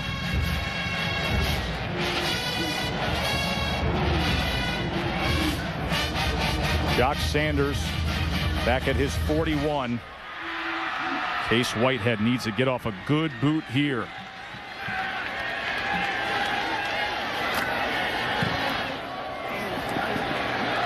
Sanders calls for the fair catch right at midfield. Let's look back at that controversial play in real time, brought to you by Wendy's. This was Aaron Dobson, a 96-yard pass, but watch this. His celebration started a little early. Now in real time, maybe you couldn't see it, but you slow it down and you tell me. Yeah, from that angle, in slow motion, it looks like not only did he celebrate a little early, the ball came out, goes out of the end zone, and should have been a touchback had that been called. But I'll tell you, in real time, very hard to judge that. Noel Devine right up the middle for 1st down yardage. The speed he was running at, the officials obviously and everybody running from behind. Yep. You watch it the first time through in real time and you say, yeah, no doubt, touchdown, but you slow it down. There'll be some West Virginia folks on the internet chirping about that one for a while. Coaches across the country are going to tell their guys, no need. Don't celebrate. Get into the end zone. Now here goes Devine, just taken down by a foot as Omar Brown reached up and got one of those cleats. We saw Devine last season on a bad ankle carry this offense. 25, 28 carries in a couple of ball games. You wouldn't think that a guy his size can handle that, but he's incredibly strong, incredibly durable. West Virginia hurrying things up here, and it's worked out well. Ball up in the air, and it drops down. They were trying to get it to Tavon Austin, and it hung in the air for a while.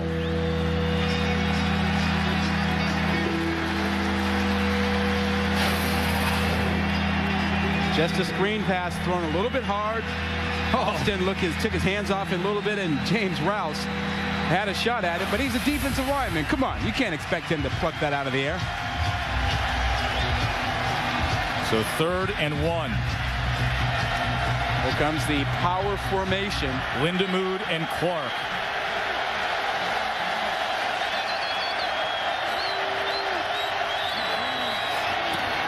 Clark, it'll depend on the spot, but they penetrated that line well as Michael Janik and Vinnie Curry got low and got to Clark. Well, Janik certainly playing with a lot of enthusiasm. Watch him come off the right side, inside, and makes a great play. A lot of quickness from Janik, number 90, from that right side. Short yardage defense has been solid for Marshall tonight. Yeah, absolutely. And now you got a 4th down here. If you're short here, you got a question. Do you kick it? Now, I've got this rule. You know, you're short, and the way you're playing, get some points, keep going. Well, if you can't make it on 3rd and short, I'm not confident you can make it on 4th and short. And you got Tyler Bittencourt as your place kicker, who is as clutch of a kicker as there is. This guy's got nearly flawless technique, sort of like a golf swing with his confidence. See, if you get 3 points here, you just keep pounding, you keep cutting away at the lead, you keep getting back and extending the game. If you miss it here, you know, you're still in the 3rd quarter. You give them an emotional lift right here. They agree. Yep, Stewart agrees. I think that's the right call. This a 45-yard attempt. He's been good tonight, 2 for 2 from 34 and 33. Here's Bittencourt. It is blocked. Marshall blocks it.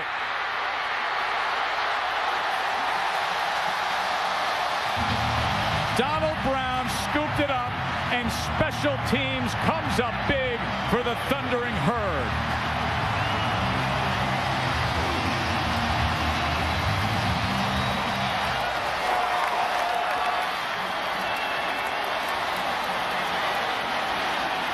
It's the kind of stuff that happens sometimes on a night when upsets are lined up. Early in the season, special teams issues inside. Big push. They just crumble. Look at all of that effort inside to knock this down. Just a poor job up front. Jones, Johnny Jones, 91, looked like he was the guy who got his hand on it, but a tremendous push across the board inside. Yeah, big 6'5", 300-pounder Johnny Jones, and he got that push. Anderson downfield, and he gets it complete to Courtney Edmondson. What a turnaround. West Virginia was marching, the field goal attempt, and now all of a sudden, one play later, and Marshall is knocking on the door here.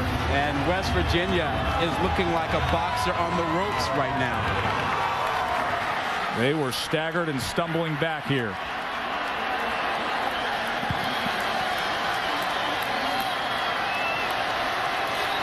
Motion. Left side of that line was anxious to get on their defenders. Line on the play.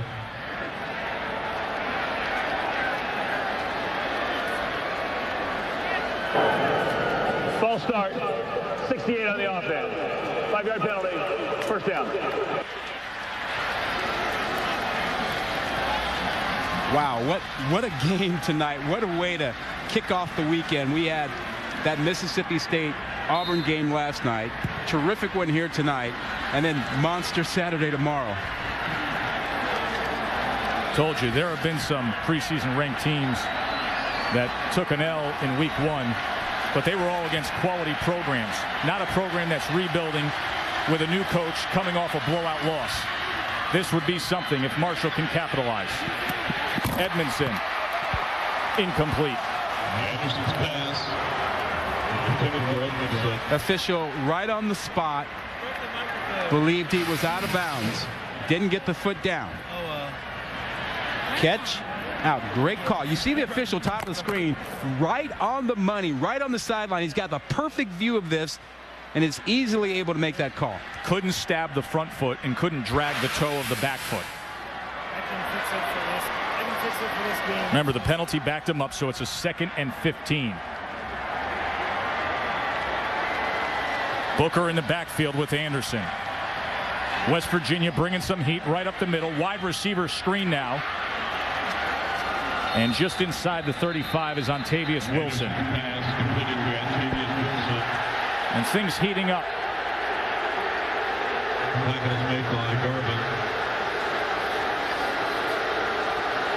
Ian Smith's helmet came off there. They don't want a 15-yarder at this point. Oh, no surprise. This is a in-state rivalry. Hey, Marshall has not knocked off West Virginia, ever. 10th meeting, West Virginia has won every one in the series. 7 of the games have been played in Morgantown. Can you imagine what it would mean for these faithful here in Huntington to have this night go their way? Anderson, Lee Smith to his fingertips, and a first down for Marshall.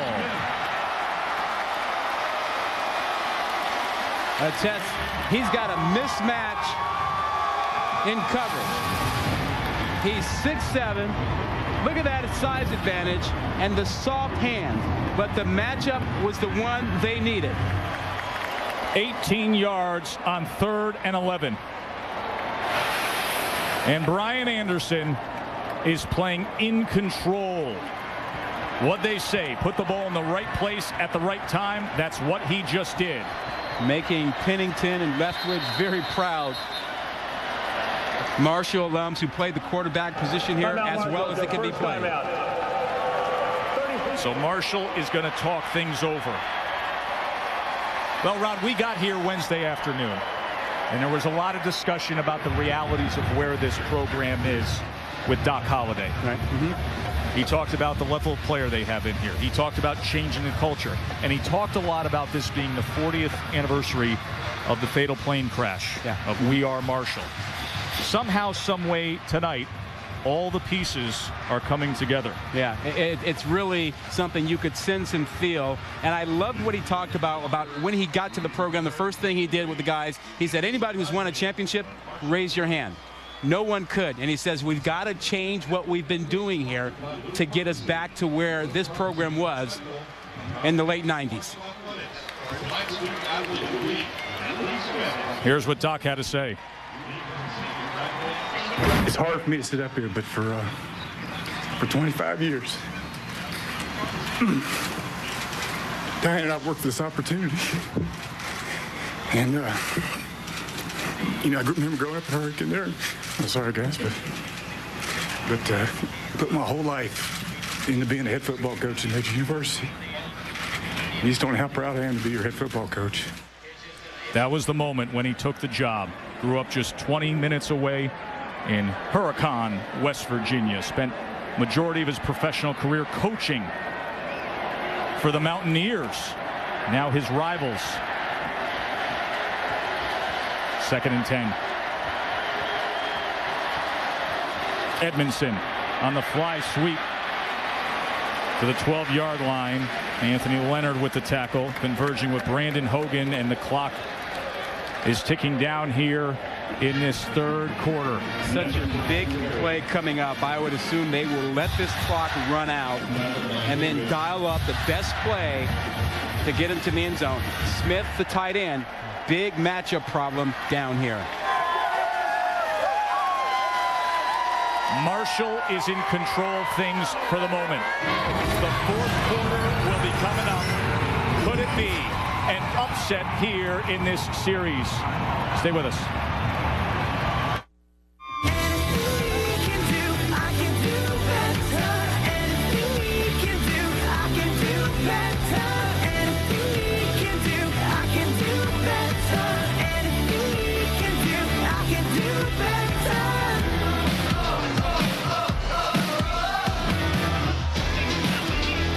Through 3 quarters, Marshall has done better. Alongside Rod Gilmore, I'm Joe Tessitore, and here's the big story of the night.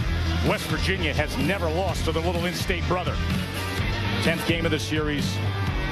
Marshall trying to pull off the upset against number 23. 3rd and 6. First down, touchdown, Ontavious Wilson.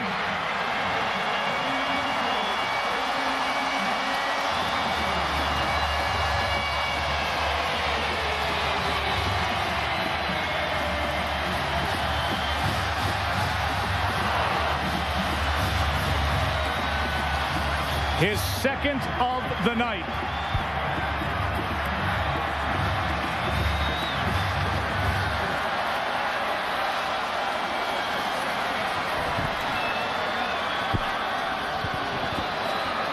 C.J. Wood, the right guard, is down and tending to that left leg. Well, Wood got out there and gave a great block, as did the tight end Lee Smith. They were the 2 key guys to give enough room for Wilson to get that touchdown. There's tremendous blocking on this screen. Watch the right side of the line. 75 is Wood. He's going to get out there, and 16 is Smith. Great blocks by both of them to create some lane, some room for Wilson. Without those blocks, Wilson does not get into the end zone as easily as he did. And Wood apparently was injured somewhat in getting out there down the field to make that block.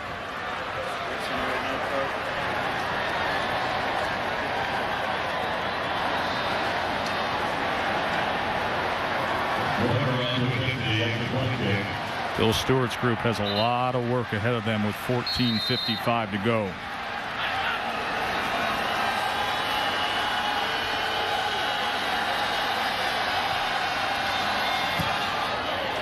Extra point is good, and number 23 is in a hole. Let's check in with Reese. RD. All right, Joe, you guys have a great finish going there. Great finish also over on ESPN2. Final dozen laps, NASCAR Nationwide Series. Kevin Harvick has 4 wins at Richmond, most among any driver in this race, and he has the lead. Final 12 laps going on over on ESPN2. Thanks, Reese. Reese is going to have that sit-down with Joe Paterno tomorrow on game day. Of course, game day coverage starts on ESPNU at 9 a.m.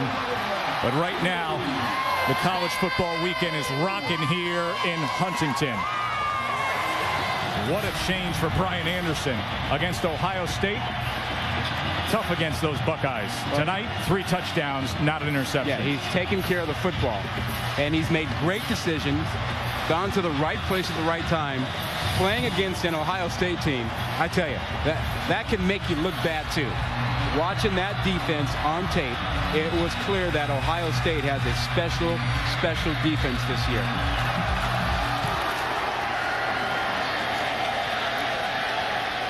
Tavon Austin. And Austin is taken down at the 24. Well, the time has come, Rod, for West Virginia to get going offensively. They've moved the ball between the 20s. They have come up short, had the blocked field goal. They were stopped on a short 4th down. But time is of the essence now for Geno Smith. Well, they've got to protect Smith, and he's been harassed all night. No need to panic, but they just got to protect him. And to free up Sanders and Tavon Austin, they've got to move him around. I think they got to get them away from that double coverage that they're rotating towards one of those guys. Smith with time. He gets it to Austin. And Austin has it out to the 47-yard line. Austin is the guy who they expect to be the breakout player this year. He's got all the flag is down, by the way. And it's coming back.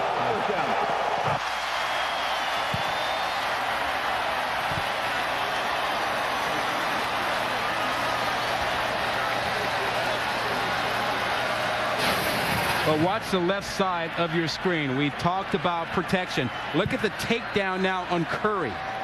Curry is just tackled as he has a chance to get in there and make a play. Curry's been very effective. So it sets him back to a 1st and 20.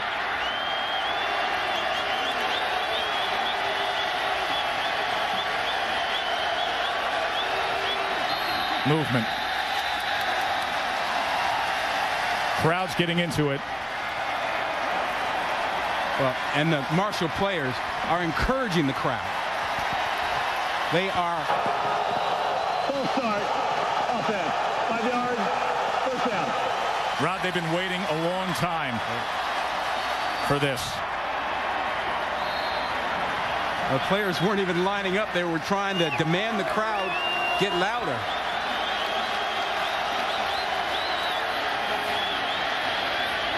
And now Devine can't hang on to that screen set up for him. They are totally out of sync, and it begins with everything up front. The defensive line of Marshall is just flat out whipping West Virginia up front, and it's thrown everything out of sync. Bullock and Thompson getting involved there in that front 4. 2nd and 25.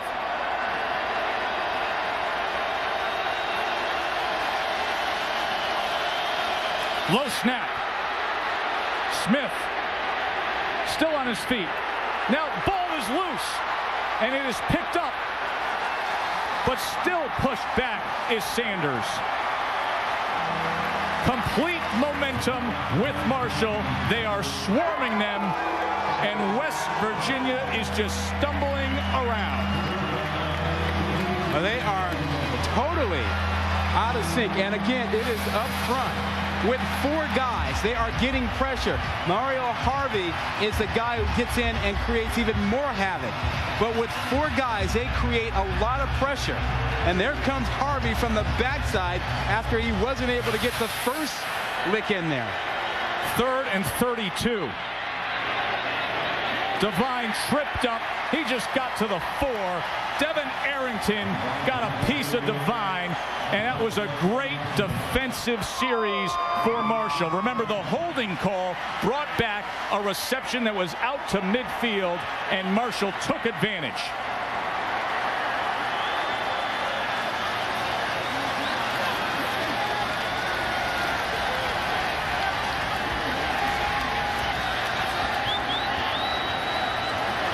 Not a lot of room back there for kicking this one out. Pognetti gets it off. Evans. And he returns it to the 41. 12:59 to go for Doc Holliday. 9 months ago, he was on the other sideline. And now the longtime West Virginia assistant stands opposite Bill Stewart, sizing up a big upset. The NASCAR Sprint Cup Series at Richmond is tomorrow, 7:30 Eastern on ABC. They are after that chase for the NASCAR Sprint Cup. 10 spots have been clinched.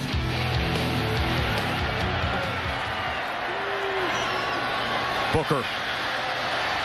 And Andre Booker now finding the going easy on the outside.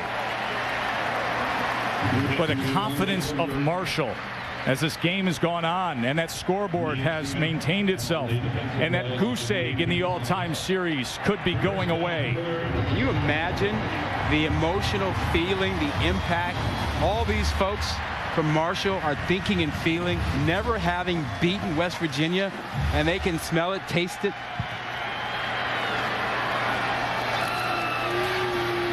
Ward.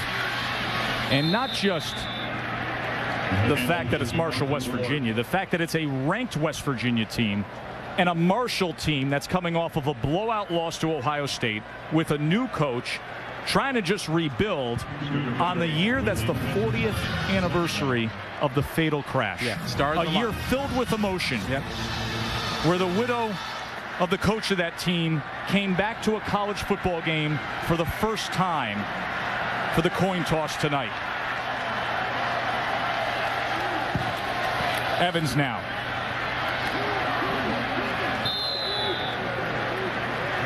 And that clock continues to run down.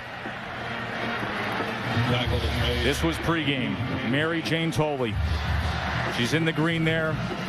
The widow of the head coach of that 1970 team that was lost in the fatal plane crash. In the spirit of We Are Marshall, reigning supreme tonight. Can they hold on here?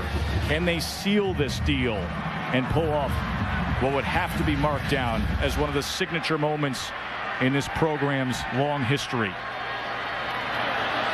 Low snap, and Anderson does the smart thing and just falls on it with that 15-point lead and in the fourth quarter. And that may be the break that West Virginia needed. They cannot give up 3 points. They can't give up any score at this point. They have to keep the game where it is.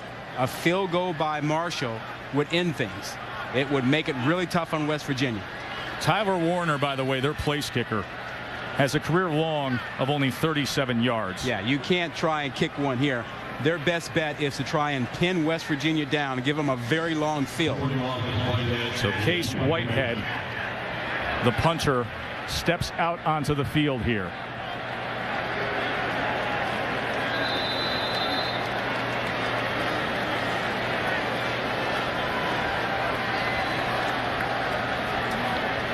And just looking ahead, Tess, West Virginia gets the ball back.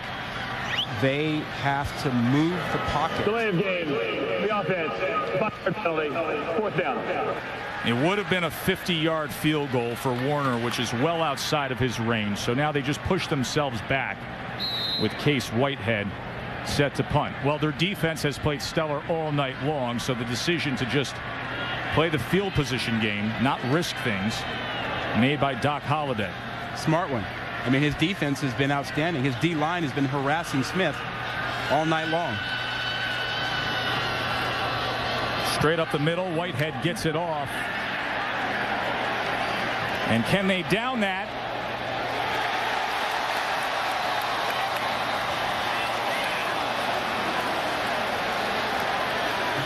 Holding's going to go against Marshall here.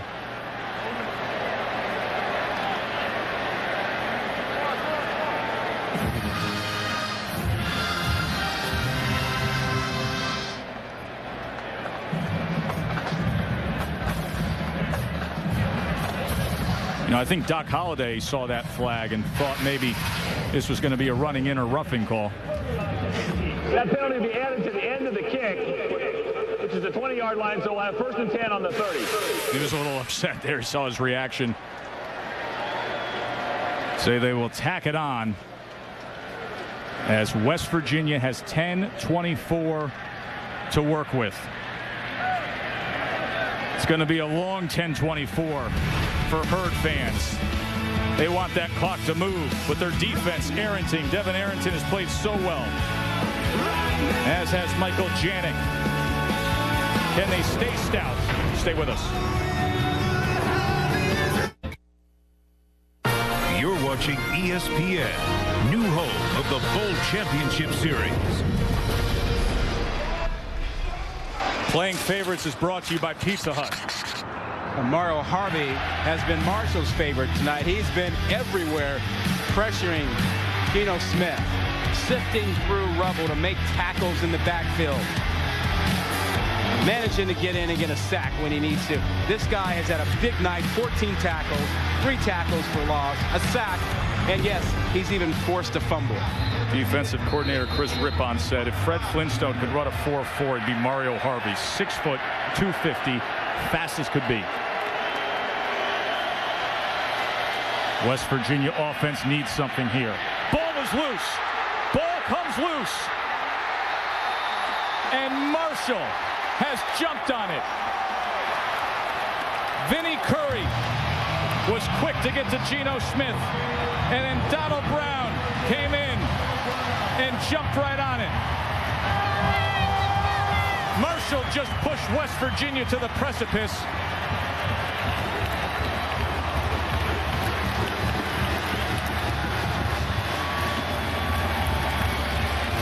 Now their offense with a chance to toss them right off the cliff. Tess, don't talk about that offense yet. Look about this defense. Look at what they did here. It's just an absolute, complete destruction of that front. Vinnie Curry, the first one in there. Brown gets the recovery, but it's that defensive line which has been fantastic all night long. Martinez. Tron Martinez getting a carry to the 15. Anthony Leonard steps up for the tackle. And now Marshall already up 15. Sitting on the upset that this program has desired since 1911. When they started playing West Virginia. West Virginia has to think about getting the ball out, a takeaway. A field goal here is a big problem for West Virginia.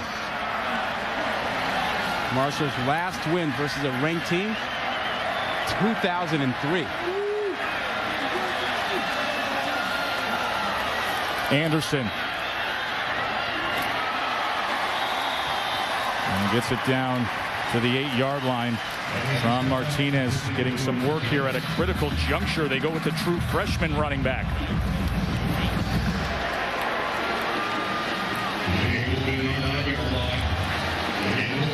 .9:15 and counting. 3rd and 2. They still have the mismatch, the advantage with 16. Lee Smith, the tight end, top of the screen. He's 6'6". Martinez going to be close to that line to make. Looks like he's right on it as J.T. Thomas wrapped him up. Clock is under 9 minutes. Now the officials will ask for the measurement here. Doc Holliday, could you imagine this? It's a Marshall first down. And it is a first down for the Thundering Herd. It was the spin on contact. Good running backs hit and spin on that contact, and he was able to spin off of that contact and get to the first down marker. Doc Holliday has never even been in this building for a game before. And there it is, officially marked off. Grew up 20 minutes away, spent a career coaching up at West Virginia. Went to the old stadium as a kid, but now in his home debut as their new head coach, he could pull off one of the greatest wins in program history. And it means so much to these fans in this area. Martinez gobbled up, ball comes loose. The ball comes loose, and West Virginia has it. That is exactly what they needed as Sidney Glover has recovered the fumble. Marshall was looking to put this one away, and there is still just a little life in those Mountaineers. Well, that's what we talked about. They could not afford to give up a field goal, any kind of a score. It would have made it a 3-possession game. You mentioned Martinez. I said it was a curious spot for a true freshman to be in. The young guy was in there, and the ball comes out. Clearly out on contact before he's close to the ground. They're going to review it. We will take a break and come back. Big call coming up on this replay. ESPN's College Football Primetime, brought to you by Toyota. All on the field stood up. A fumble recovered by West Virginia.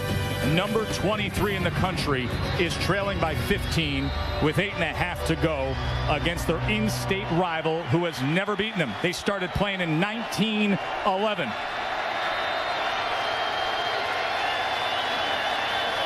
Geno Smith from his own end zone. Downfield and complete to Sanders out to the 30-yard line. A lot has been made about this series between these two.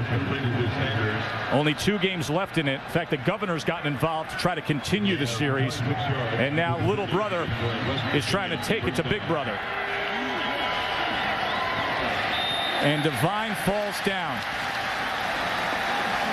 You know, Tess, I got one problem with what Marshall's doing defensively. Their safeties are playing 20, 25 yards deep. You know, this is a 2-possession game, essentially. You let them roll down the field with a quick touchdown, they're right back in it. Now, the way that front 4 Marshall has played, West Virginia still has issues to deal with regardless of the soft coverage deep. 18, 20 yards is a big that's a lot. Flag is down. And they go underneath to Sanders, who's a yard short of the original line of scrimmage. We'll check the flag.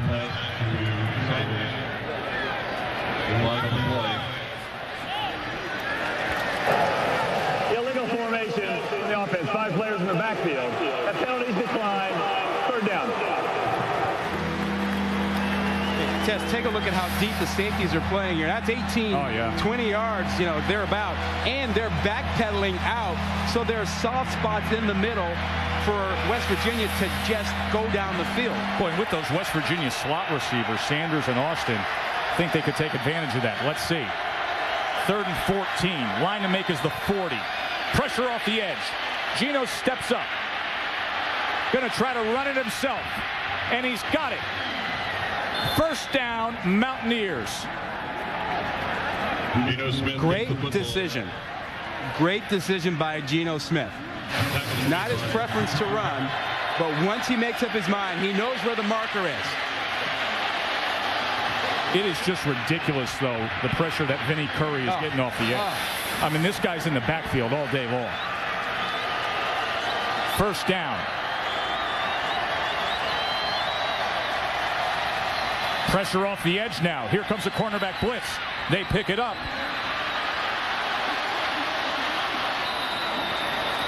And Will Johnson, who is starting at tight end in place of Tyler Urban with 1st down yardage. 16-yard gain for Johnson.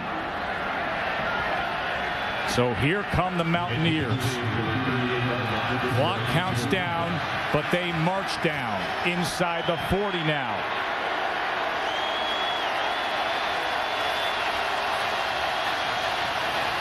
Smith steps up, airs it out. And that is complete inside the 10-yard line to Stedman Bailey. This is going to get interesting. Well, we showed you the coverage. They've been sitting in a 2-deep zone with the safeties, way out of there. And that's the spot we talked about being open. Geno Smith found it, and look where they are right now. You nailed it, Rod. Coverage was soft to start this drive. Geno's taking advantage. Devine looking for the outside. Mario Harvey chasing him down. It'll make for 2nd and goal. UTEP and Houston still to come your way. A double dip on Friday Night Football. That means Case Keenum. One of the very best. Oh, great quarterback in Houston.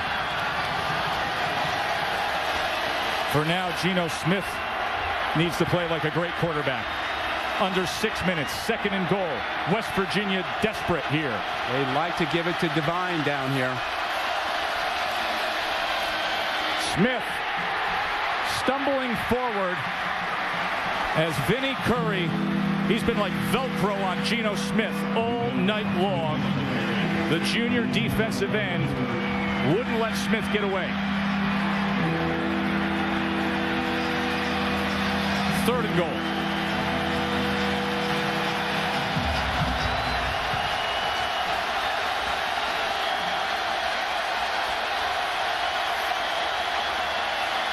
Devine. Touchdown, Mountaineers.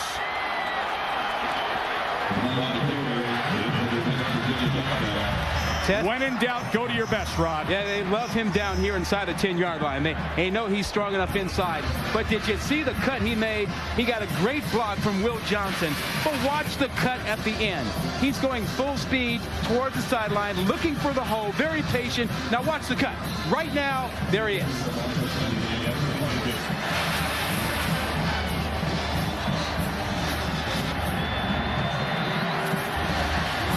Going for one to extend the game. Still a 1-possession game. Only down by 8 now.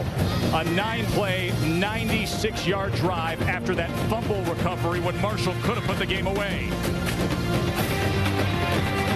TV drive to the national championship bus is right here in West Virginia. I'm hopping on that thing. Ride. Going up to Columbus, calling the game in 3D tomorrow. That's going to be a great one, but we have a great one right in front of us right here. As Noel Devine, a 96-yard drive, and he pulls West Virginia back into position. Just down by 8 now against Doc Holliday and this upset-minded Marshall team. Smart decision by West Virginia to go for one, keep it a 1-possession game, and no need for an onside kick.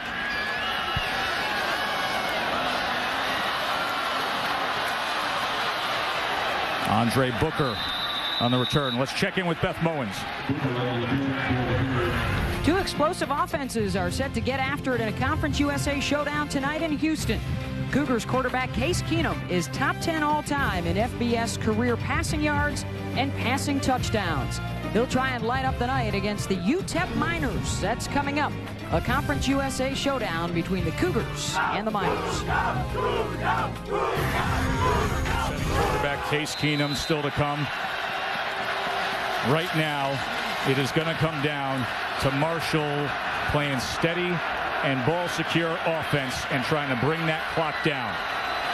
Remember, they had the true freshman in, and he fumbled on the goal line, Martinez. So now it's Ward. And Ward gets loose for a first down and more. Still on his feet. Out to the 48-yard line, Martin Ward.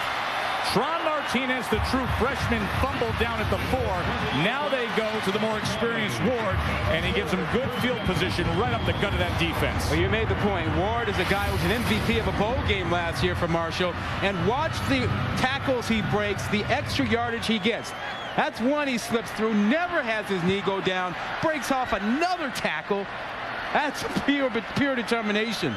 Man, that's good stuff. He has 10 rushes for 101 yards tonight. Replaced by Andre Booker now. He's the smaller, more elusive back. Here is Booker. Cuts back into the meat of that defense. And that clock is coming towards the 4-minute mark. West Virginia needs to stop them. No gain. And just as West Virginia needs to stop them, Marshall needs to keep running the ball, running the clock, picking up a first down if they can. Teams want to be able to run in the fourth quarter to close out a game, to shorten the game. They have never defeated West Virginia.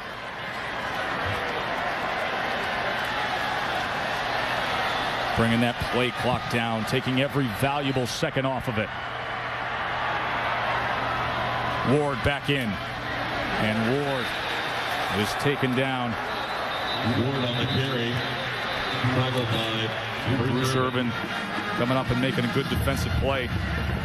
And now the 3rd and long allows West Virginia to get into their pass rushing set to bring in extra defensive backs. West Virginia calls a timeout.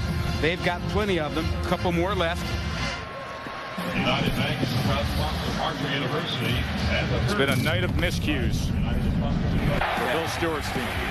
They've moved the ball, but in key situations, they couldn't get it done. 4th down stand kept them out. Divine fumbles when they were on the move. They had a field goal block, which would have cut the game to a 1-possession game.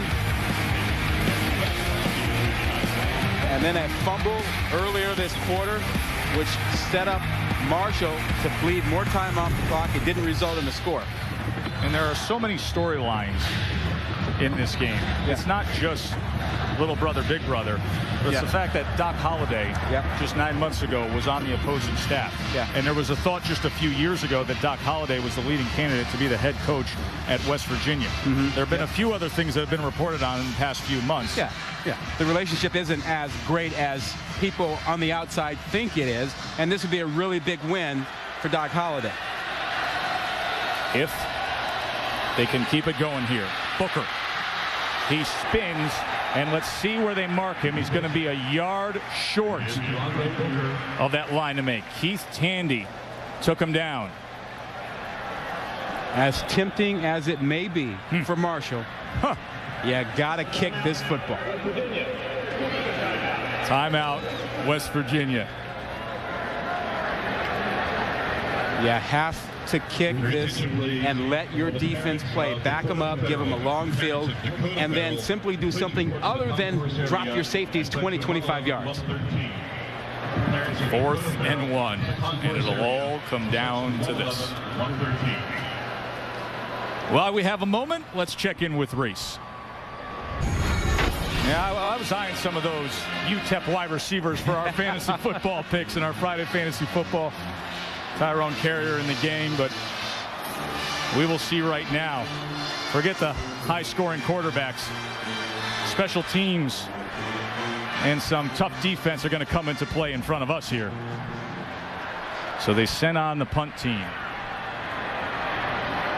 Brandon Hogan settled in at the 10. Whitehead's kick, high and directional. How about that? Wow. Was that not just the perfect situation for Marshall? Of course, Monday Night Football kicks off September 13th, 7 Eastern. You got Ravens, Jets, Mark Sanchez and the Jets. High expectations for them.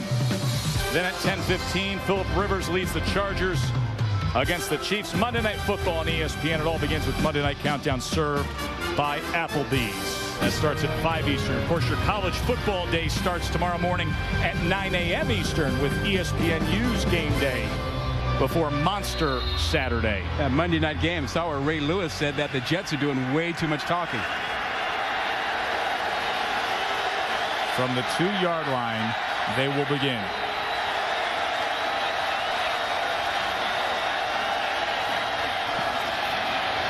Smith to Devine. Here comes Noel Devine. Taken down hard, but a first down for West Virginia. Donald Brown laid a little wood. Marshall defenders complaining they were held in the end zone. Had that been the case, that would have been a safety. It was 21-6. Marshall was knocking on the door. They fumbled at the 4. They had a 96-yard drive moments ago to pull within 8. Bailey. Stedman Bailey Out to the 20-yard line. There's plenty of time, and they have a timeout. No reason for West Virginia to panic. Marshall has backed off of the pressure. Last time they only brought 3 up front. They got to go back to bringing at least 4 and maybe bring a 5th guy. Only rushing 3 here against Gino. Over the middle, incomplete. He was looking for Bailey. Yeah, Smith has struggled at times tonight because he's been under duress. And right now, Marshall has backed off of that. They're not even bringing 4 guys, which they were doing all night long, and harassing Smith. Largest crowd ever here. So we got a fan on the field.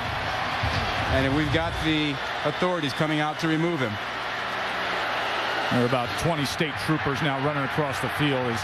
We're not going to show that madness. Bill Stewart just looks on.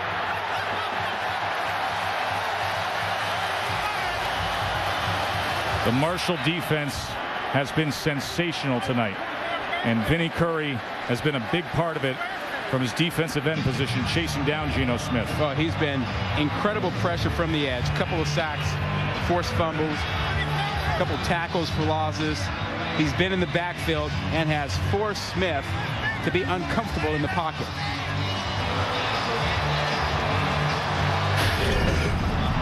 Well, you want Devine, your top player, to touch the football. He's been on fire in the second half. And if you're going to make a run, he's going to have to be the guy. The #1 man in career rushing yards among active players nationally. And not that long ago, he capped that 96-yard drive with a 4-yard touchdown to pull West Virginia within 8. Marshall 0 for 9 in taking their swing at bat against West Virginia going back to 1911. 3rd and 3. Smith to pass. Complete for a first down to Stedman Bailey. Geno Smith, what a defining moment this could be early in his career. The sophomore from Florida, who they've handed over the keys of this offense to. They have a lot of faith in him. Steps forward now. Smith, first down and more. Smith out past the 45-yard line. Rashad Jackson, the cornerback, had to come up and find Geno Smith. He's just making really good decisions, being patient. He was decisive when he felt the pressure and saw the lane. Clock running down towards 2 minutes. They need the touchdown and the conversion. Smith complete again. You know, Tess, he anticipated that they would bring pressure because they were struggling. Had Tavon Austin out there in single coverage.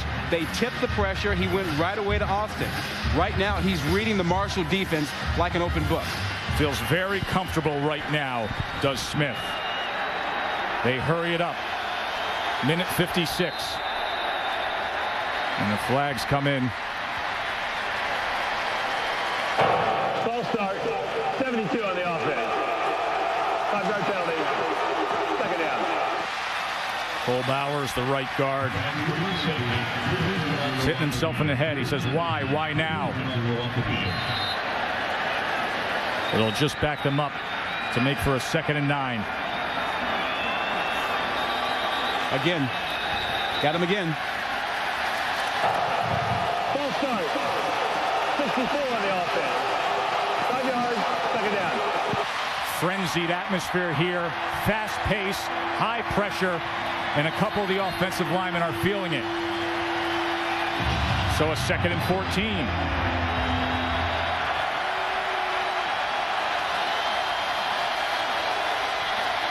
Smith steps up in the pocket. Underthrows it. He was pressured again by Curry and company. Well, it only takes the 4-man rush to do that. 77, Demetrius Thompson was the guy getting in there with also, who else but Harvey, the guy who's had the best night of all defensively. UTEP and Houston still to come. For now, can Marshall D up? 3rd and 14. Geno Smith changing things here.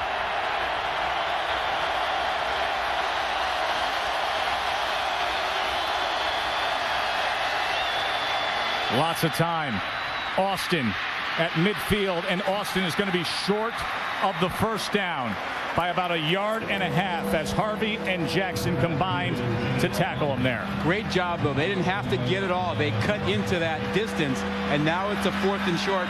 You can see Stewart very happy with the fact that they're close.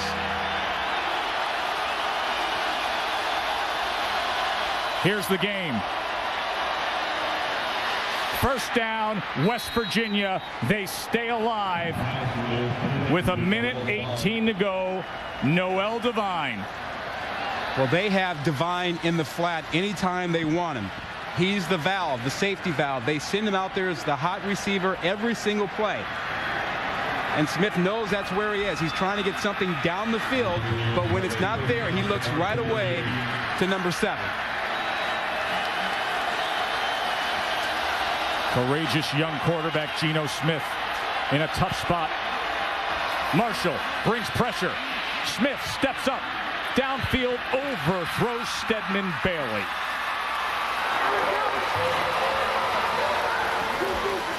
Had Bailey streaking down the near sideline, and Bill Stewart says that could have been.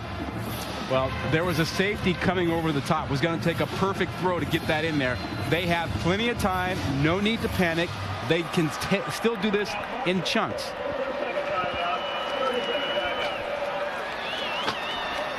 Marshall wants to use a timeout here.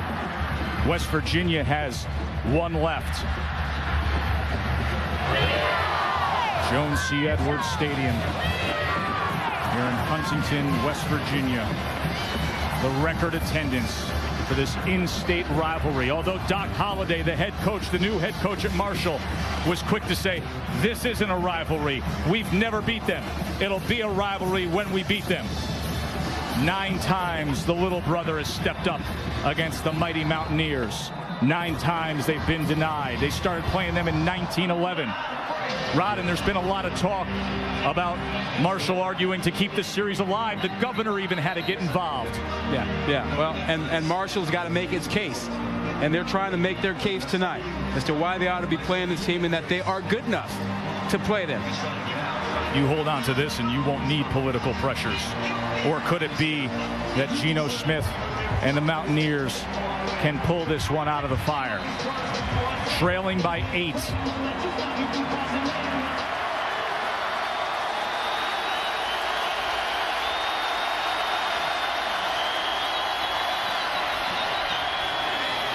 Austin, good block, and Austin has a first down for West Virginia just inside the 25. What a tremendous job the receivers did out there on the edge blocking on that screen.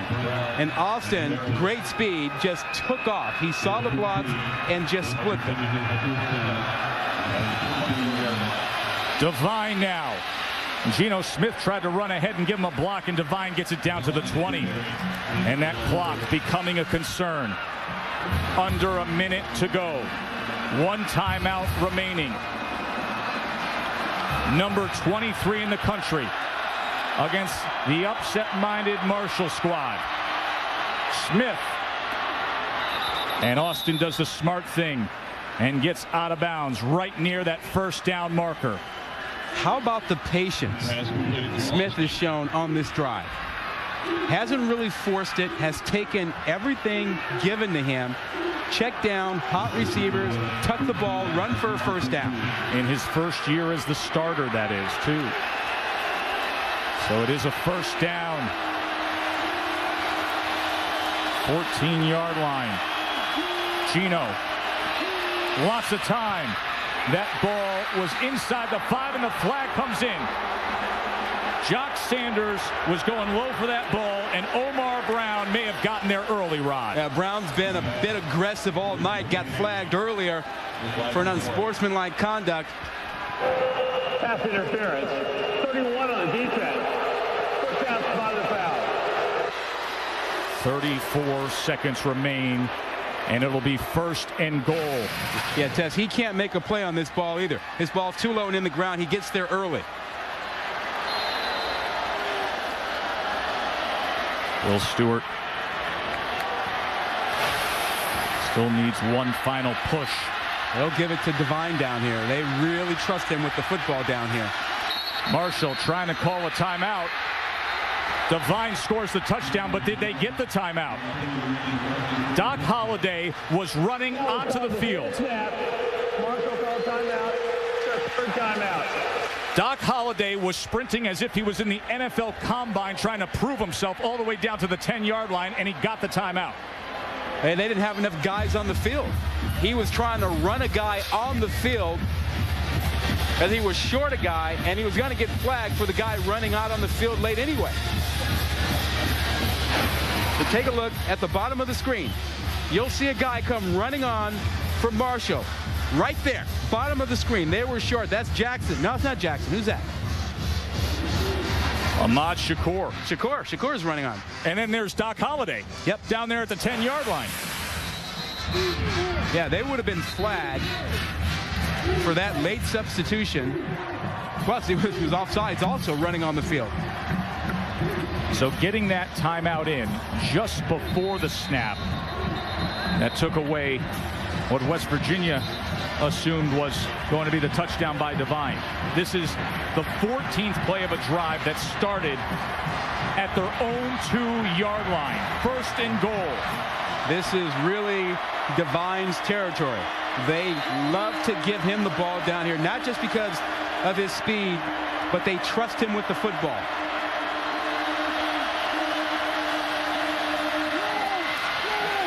Smith is taken down at the 5. Vinny Curry again. They have a timeout left. They're going to hurry up and get off a play here. Smith to pass. Still looking. Wide open in the back of the end zone. Touchdown, Will Johnson. 12 seconds left, and West Virginia is a 2-point conversion away from tying this game. How about Smith's composure and patience? He waits a long time and throws a perfect ball in the deep corner. Are you kidding me? Look at that. That's a great catch. And then 1-2. Only needs 1 foot in. Gets the left one in. Keep in mind, this is a drive that started at their own 2-yard line.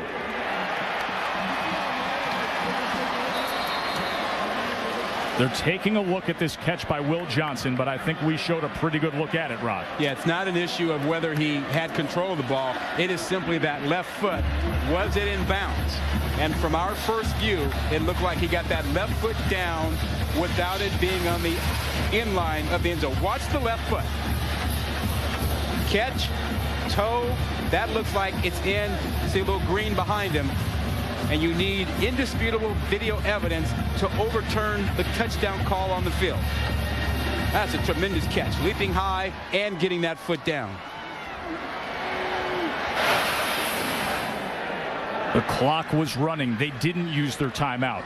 Smith lined them up and said, let's play ball and try to make this happen. How about the great coaching decisions by Stewart in the fourth quarter? Going for the 1 point to get themselves within the 2 possession, giving his quarterback time, making sure that they didn't try and get too much. They took their time getting down the field, using Noel Devine, getting themselves right back in position. West Virginia was trailing in the fourth quarter 21-6. Their 2 scoring drives went 96 yards and 98 yards. But it's all going to come down to 3 yards. Yep. 2 points. Assuming this review holds up, which it should. And Marshall was in position when the score was 21-6 to put this game away. And they gave the ball to the freshman running back who fumbled at the 4. Yeah. Tron Martinez, struggling for a little extra yardage, had George Wright jump on him from behind. After review, ruling on the field stands. Touchdown, West Virginia. All right, Rod, what do you dial up here to tie this game? Well, the first assumption from everybody, I would believe, is Noel Devine, is getting him the football. I think Marshall's going to be looking that way.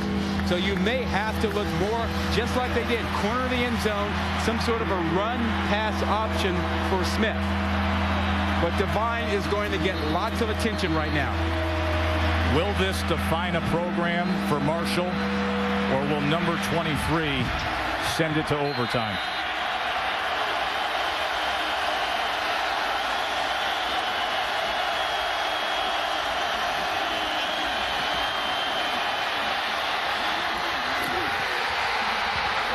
We got a tie game. Jock Sanders secures it in the back of the end zone.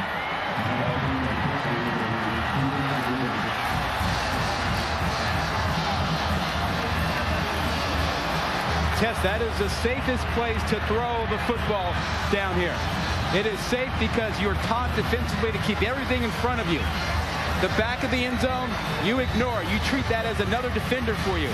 So good quarterbacks with touch can work the back of the end zone and get points. That is about as improbable a comeback as you will see, considering that Marshall could have sealed this game. You see everyone trying to keep defenders in front of them. Sanders works the back of the end zone. Smith understands it. Nice touch on it. Just a nod of the head from Bill Stewart. Meanwhile, for Doc Holliday, that stings.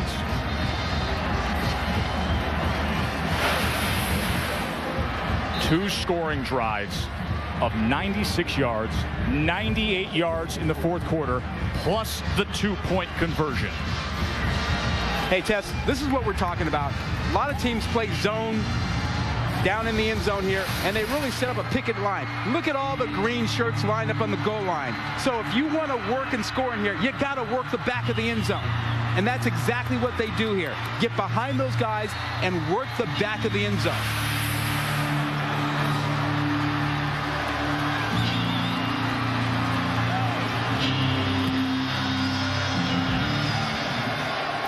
There was 8.5 minutes on the clock, 21-6, and Marshall fumbled at the 4. Evans now. Troy Evans gets out across the 40 with 4 seconds left. Well, did you see the East Carolina game the other day? Yeah, we've had our share of overtime games, Hail Mary touches already this season. Worth a shot. Well, you figure you might get it. You might get a penalty. Anything that would give you one more play or one more shot. Wilson, Dobson to the top side for Anderson.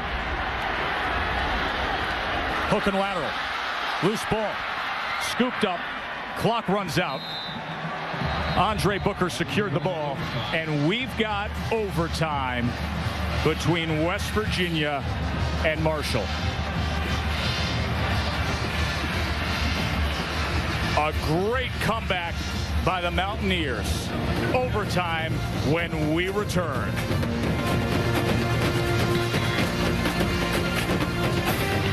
Matt, Houston's on the move now. So UTEP off to a start here, and we've got a fabulous finish here. Joe Tessitore and Rod Gilmore with you in Huntington, West Virginia for overtime. Marshall, play defense.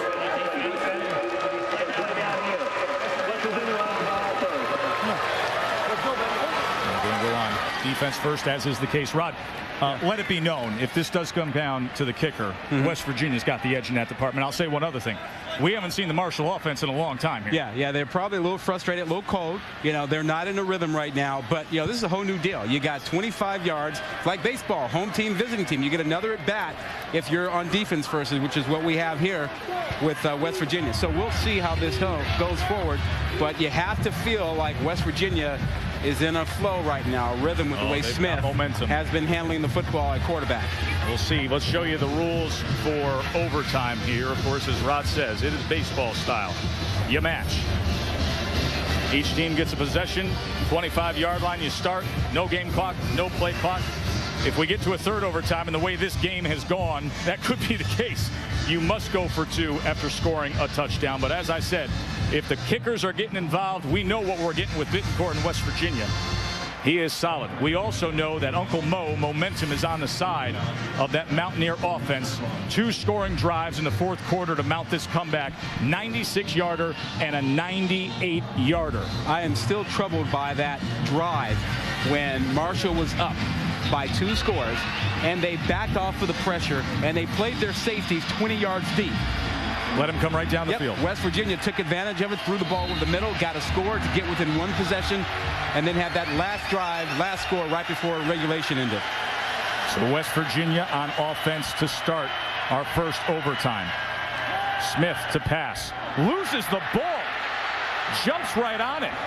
Boy, that was critical. Wow.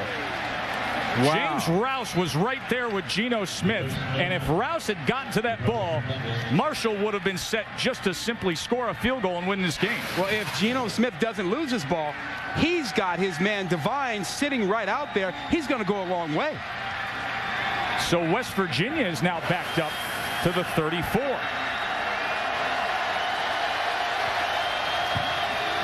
Now they get Devine, blockers in front.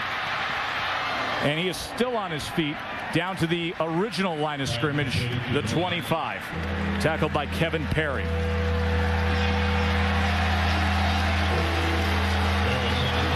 Marshall has had leads against West Virginia before, but this one was awful late with a chance to put it away. West Virginia has never lost to Marshall. 3rd and 10. Austin. First down, still on his feet, run out at the 12. Tess, we talked about yards after the catch. Well, and Tavon Austin's the man for that. Oh, when he's in space, a little bit of room, he makes guys miss. He gets plenty of yardage after the catch. It's like a long handoff to him. So a first down at the 12. Devine the lone back as Smith is now under center. Sanders in motion. Pitch to Devine. Cuts back inside the 10, driving his feet forward to the 5.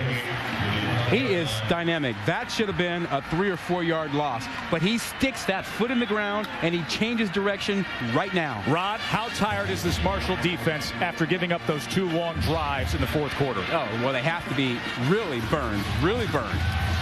Devine has 110 yards. Ryan Clark now in that fullback position in front of Devine. Here is Noel. Short of that first down line.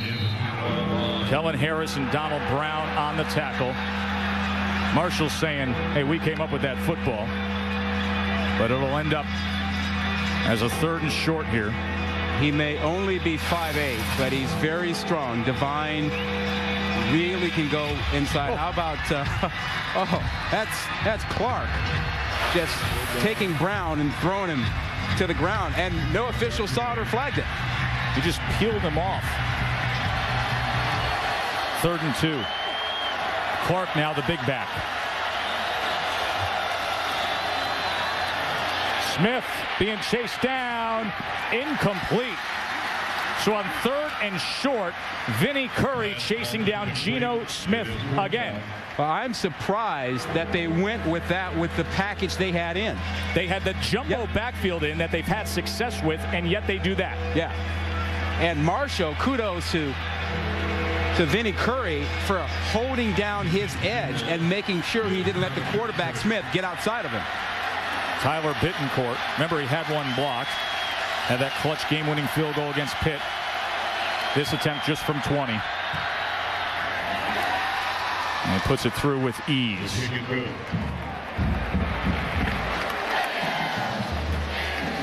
So let's show you how we arrived at overtime. They were down 21-6, and then they got the ball back. One last desperation starting from their own 2-yard line. Yeah, and Noel Devine was huge on that drive, as was Smith, making great decisions. When he tucked the ball and ran, it was the right thing to do. Short passes, many of them going to Noel Devine, got them going before they got the touchdown pass in the corner of the end zone. And that was a nice, great catch. Will Johnson kept that left foot down with a great catch. West Virginia's first lead of the game now comes in overtime. Geno Smith trying to define himself early on in his West Virginia career. Remember, UTEP Houston still to come your way. Booker taken down. A big loss on the play. Najee Good getting after Booker. Reminder, when we are done, we will get you out to see UTEP and Case Keenum and Houston. For now, a 2nd and 17. Wilson has been the big go-to guy on the outside. He is number 9. He's been a star tonight for the Herd. Anderson now has time, and he's able to get it to Dobson. Dobson cut down at the 22. Reminder that UTEP Houston can be seen on ESPN Classic right now, and then we will join it after our conclusion here in Huntington. West Virginia striking first in the first overtime with a field goal from Bittencourt, and now Marshall facing a 3rd and 7. They need to make sure that they get rid of the ball quickly. Can't take a sack here. You're already in field goal range. Pressure up the middle. Gets it off. And that falls incomplete. So now they will need the field goal to tie this game. That was Brenton Browser with the big hit at the end there. Tyler Warner, the junior from Parkersburg, West Virginia. He's looking at about a 40-yarder here. 39, 40 yards. Last week he was 0 for 1. Doesn't have a lot of experience. 40-yard attempt. His career long is only 37. This to stay alive, or West Virginia wins it.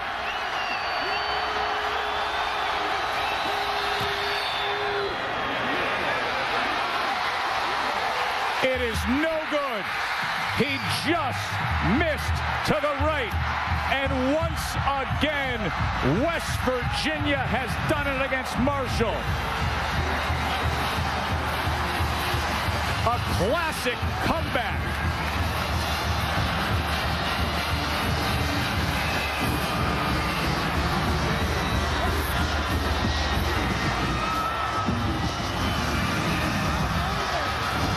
Halfway through the fourth quarter, everything appeared to be lining up. But in the end, this didn't line up. He pushed it just to the right. It's high enough. It looked like it was almost there, just off to the right. Tyler Warner. He can't believe it. He thought it possibly just went right over the bar. But not the case. They've been playing this series since 1911. Doc Holliday was on that West Virginia staff.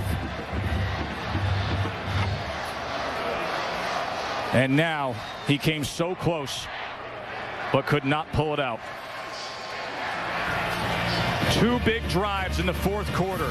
A 96-yard drive, a 98-yard drive, the 2-point conversion, and then the field goal in overtime.